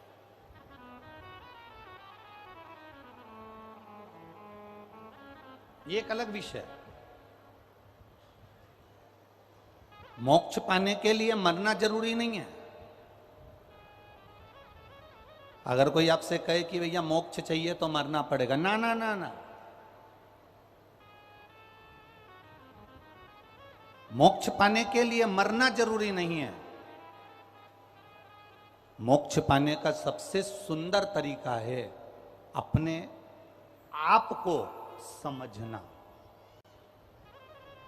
हम जो जिंदगी जी रहे हैं, हम जो भगवान की भक्ति में रमे हुए हैं, हम जो भजन में रमे हुए हैं, हम जो मंत्र साधना में रमे हुए हैं, हम जो माँ की सेवा में रमे हुए हैं, हम जो महादेव की सेवा में रमे हुए हैं, हम जो परमात्मा की सेवा में रमे हुए हैं, मोक्ष के लिए मरना जरूरी नहीं है। मोक्ष के लिए अपनी उस चलती हुई जिंदगी में, अपने जीवन में अपने आप को जान लेना हमारा मोक्ष प्राप्ति का साधन बन सकता है। अपने आप को पहचान लेना।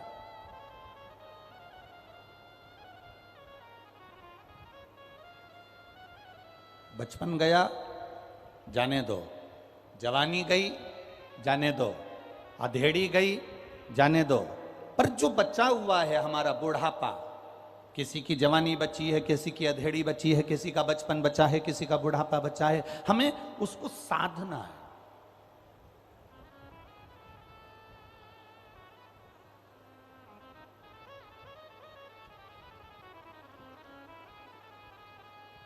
कई माताओं को हमने देखा है, मेरे को उम्मीद है कि दतिया में भी आपने देखा होगा, कई माताएं पानी भर के लाती हैं ना जब कुएं से, बावड़ी से, तालाब से, तो हंडे के ऊपर हंडा, एक मटके के ऊपर दूसरा मटका रखा रहता है, एक हंडे के ऊपर दूसरा हंडा रखा रहता है, और वो चोमली पर रखा रहता है। काय पर रखा है? जम के बोलो जरा। वो जो चोमली होती है कपड़े की, उस चोमली पर, वो हंडे पर हंडा रखा हुआ है।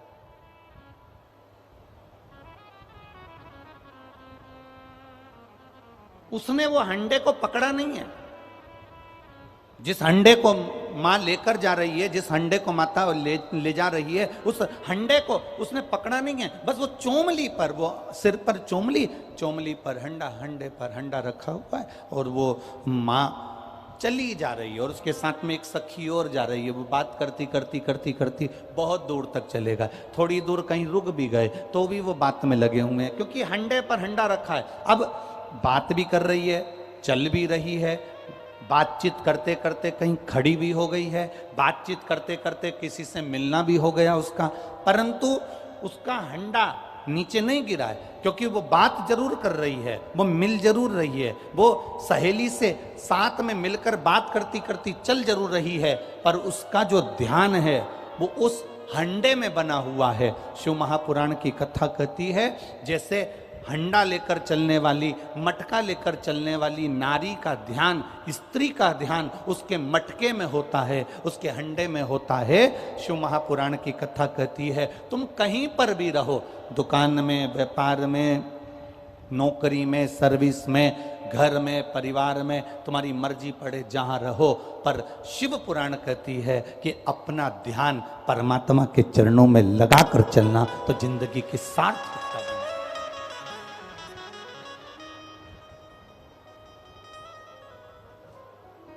हम अपने ध्यान को रमाकर चले, हम अपने ध्यान को लगाकर चले।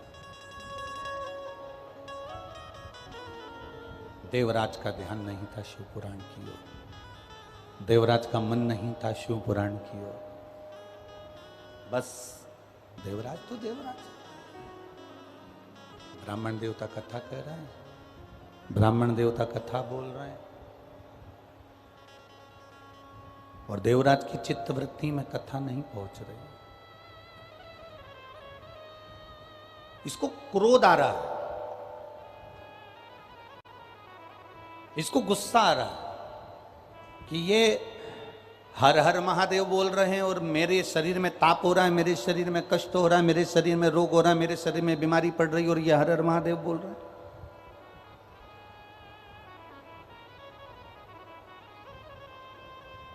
उठा देवराज और भवन से, मंदिर से बाहर निकल गया। मंदिर से बाहर, और मंदिर से बाहर जाकर बेलपत्री के वृक्ष के नीचे बस थोड़ी देर बैठा ही था। उतनी देर में देवराज के प्राण छूट गए, और देवराज को लेने के लिए देवाधिदेव महादेव नंदी को लेकर आए और देवराज को लेकर जाने लगे। तो देवराज के अंदर संशय उत्पन्न हो गया। देवराज के अंदर एक संशय उत्पन्न हुआ कि मैं पापी, मैंने पाप किया, मैंने जिंदगी में झूठ बोला, मैंने कपट करा, मैंने चोरी करी, मैंने बेईमानी करी। देवराज कह रहे हैं कि मैं पापी और मैंने ये सब गलत काम किए, उसके बाद भी मेरे प्राण छूटने पर भगवान देवाधिदेव महादेव, मेरे प्राण छूटने पर मेरे शंकर भगवान मुझे लेने के लिए आए। आखिर मैंने पुण्य करा तो करा कौन सा?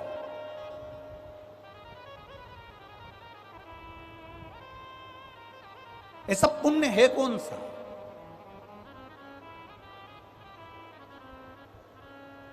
वो कौन सा पुण्य है जो मैंने भूल से कर दिया?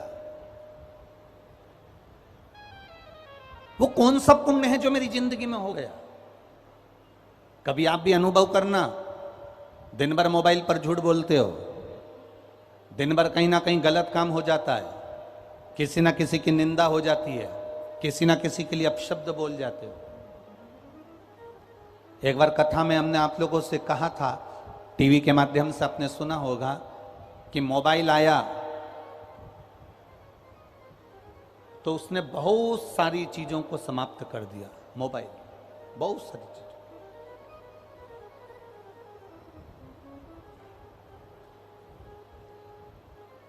मोबाइल आया तो उसने बहुत सारी चीजों को खत्म कर दिया।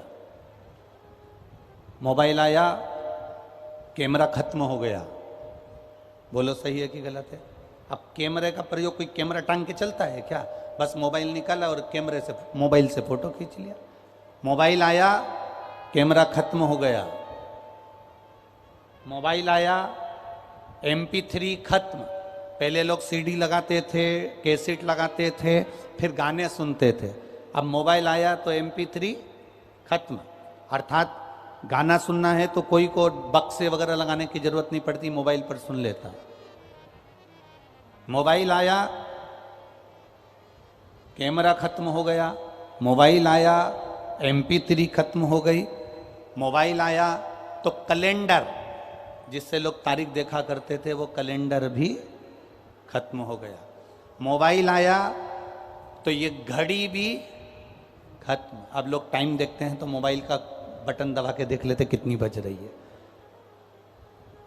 मोबाइल आया कैमरा खत्म हो गया, मोबाइल आया, MP3 खत्म हो गई, मोबाइल आया, कैलेंडर खत्म हो गया, मोबाइल आया तो घड़ी खत्म हो गई, और मोबाइल पत्नी के हाथ में आया तो तुम खत्म।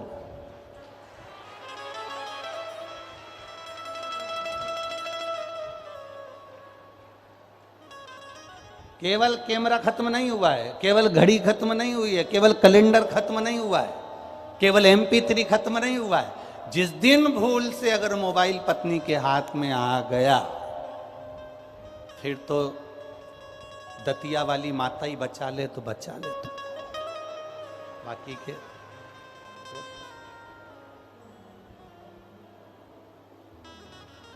फिर तो तुम लोगों को आरती गाना पड़ेगी। तेरे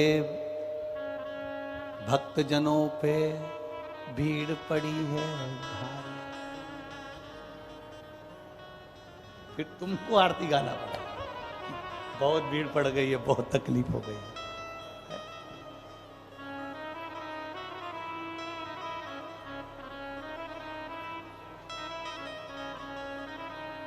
शिव कथा कह रही है, अपने पुण्य को पहचानो। ये दतिया वालों ने और दतिया के आसपास में से जो लाखों लाखों भक्त आए, आज देखा जाए तो ये तीनों चारों पंडालों को अगर मिलाया जाए तो लाखों की संख्या में आप पहले दिन पहुंचे हो। ये आपकी अविरल भक्ति है, शिव तत्व की भक्ति।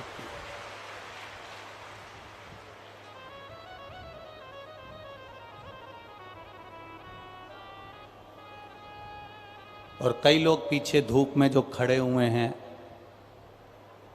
उधर साइड में धूप में खड़े हैं, उधर खड़े हैं, तो ये आपकी अविरलता है, अविरल भक्ति है। आप कभी विचार करना अपने आप को। जैसे देवराज पुण्य भागी था, देवराज कह रहा है मैंने चोरी करी, देवराज कह रहा है मैंने कपट करा, देवराज कह रहा है मैं ब्राह्मण होकर मैंने गलत काम किया, पर एक बात समझ में नहीं आती, मैंने पुण्य कौन सा करा कि मैंने जो पुण्य करा मेरे को समझ में नहीं आया कि देवाधिदेव महादेव मुझे लेने के लिए यहां पहुंचे हैं। ये देवराज को उसका पुण्य नहीं मालूम था। अब देवराज ने जैसे विचार करा कि मैंने कौन सा पुण्य करा कि मुझे महादेव लेने के लिए आए, ऐसा दतिया और दतिया के आसपास वालों तुम विचार करना कि हमने कौन सा पुण्य करा था जो अधिक मास के महीने में, सावन के महीने में मां दतिया की गोद में शिव महापुराण की कथा सुनने को मिल जाएगी। अपने पुण्य को ढूंढो कि हमारा पुण्य कौन सा प्रबल था।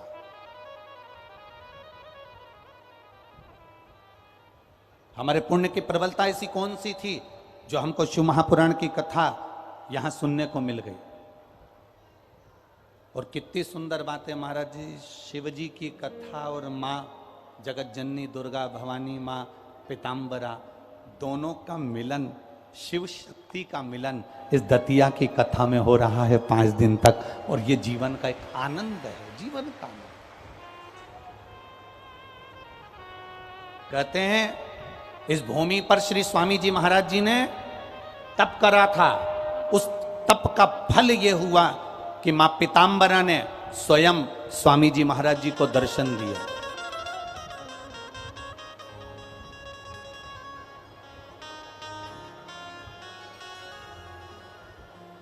उस तप का फल ये मिला।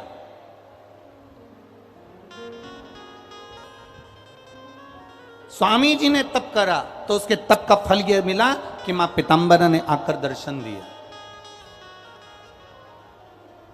मां पीताम्बरा ने दर्शन दिया। अब आप भी तो तप कर रहे हो। दोपहर में 1 बजे से 4 बजे तक कथा है और ये पंडाल 2 दिन पहले रात्रि को आप आकर देखते तो पंडाल धीरे धीरे भराना प्रारंभ हो गया था। 2 दिन पहले से लोग तप साधना में लगना प्रारंभ हो गए। अपना अपना आसन बिछाया, बैठ गए।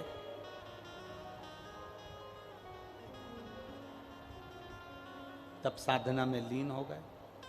और ये तप साधना ही तो है आपकी, जो आप कथा का रसतत्व ग्रहण कर रहे हो। देवराज ने देवाधिदेव महादेव से पूछा कि मैंने पुण्य कौन सा करा, तो महादेव ने केवल एक ही बात कही कि ये तेरा पुण्य नहीं, तेरी माता जी का पुण्य था। तुम्हारी माता ने जो पुण्य करा था उस पुण्य का फल तुम्हें मिल रहा है। तेरी माता 1 लोटा जल मेरे मंदिर में, मेरे शिवालय में जाकर समर्पित करती थी। उस जल का फल ये मिला कि तू ब्राह्मण कुल में जन्म लेने के बाद भी तूने शंकर के मंदिर में पहुंचने के बाद चोरी करता था, तू चोरी करने के बाद भी तू शिव मंदिर में पहुंचकर कथा को श्रवण किया, और कथा श्रवण कर कर तू भूलवश बेलपत्री के पेड़ के नीचे आकर बैठ गया और यहां तेरे प्राण छूट गए। शंकर भगवान कहते हैं बेलपत्री का जो वृक्ष है ये मेरा एक स्थान है, मेरा स्थान। आवाज नहीं आ रही है, आवाज नहीं जा रही है बाबू, जरा ध्यान रखिए। आवाज नहीं आ रही कि एलईडी नहीं चल रही? आवाज नहीं।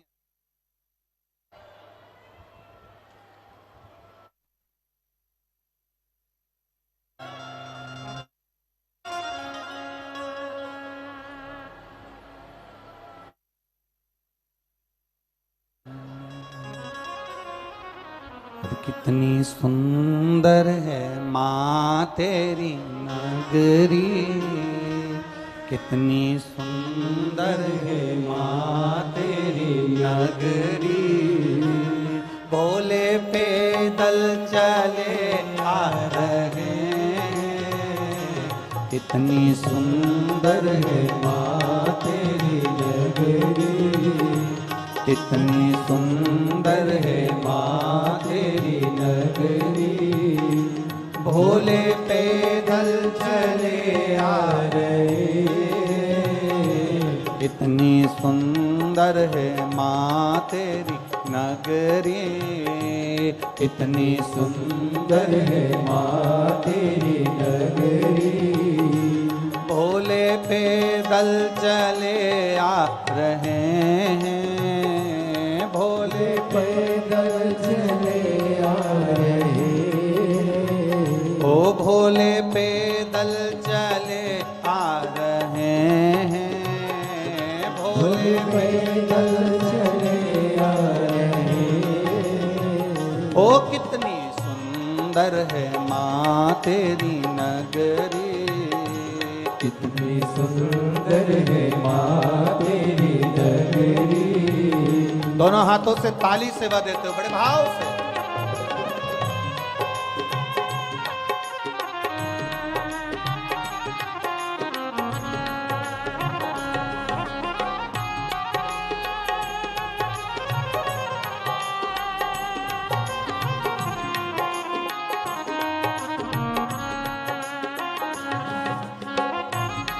पीछे वाले भी दोनों हाथों से।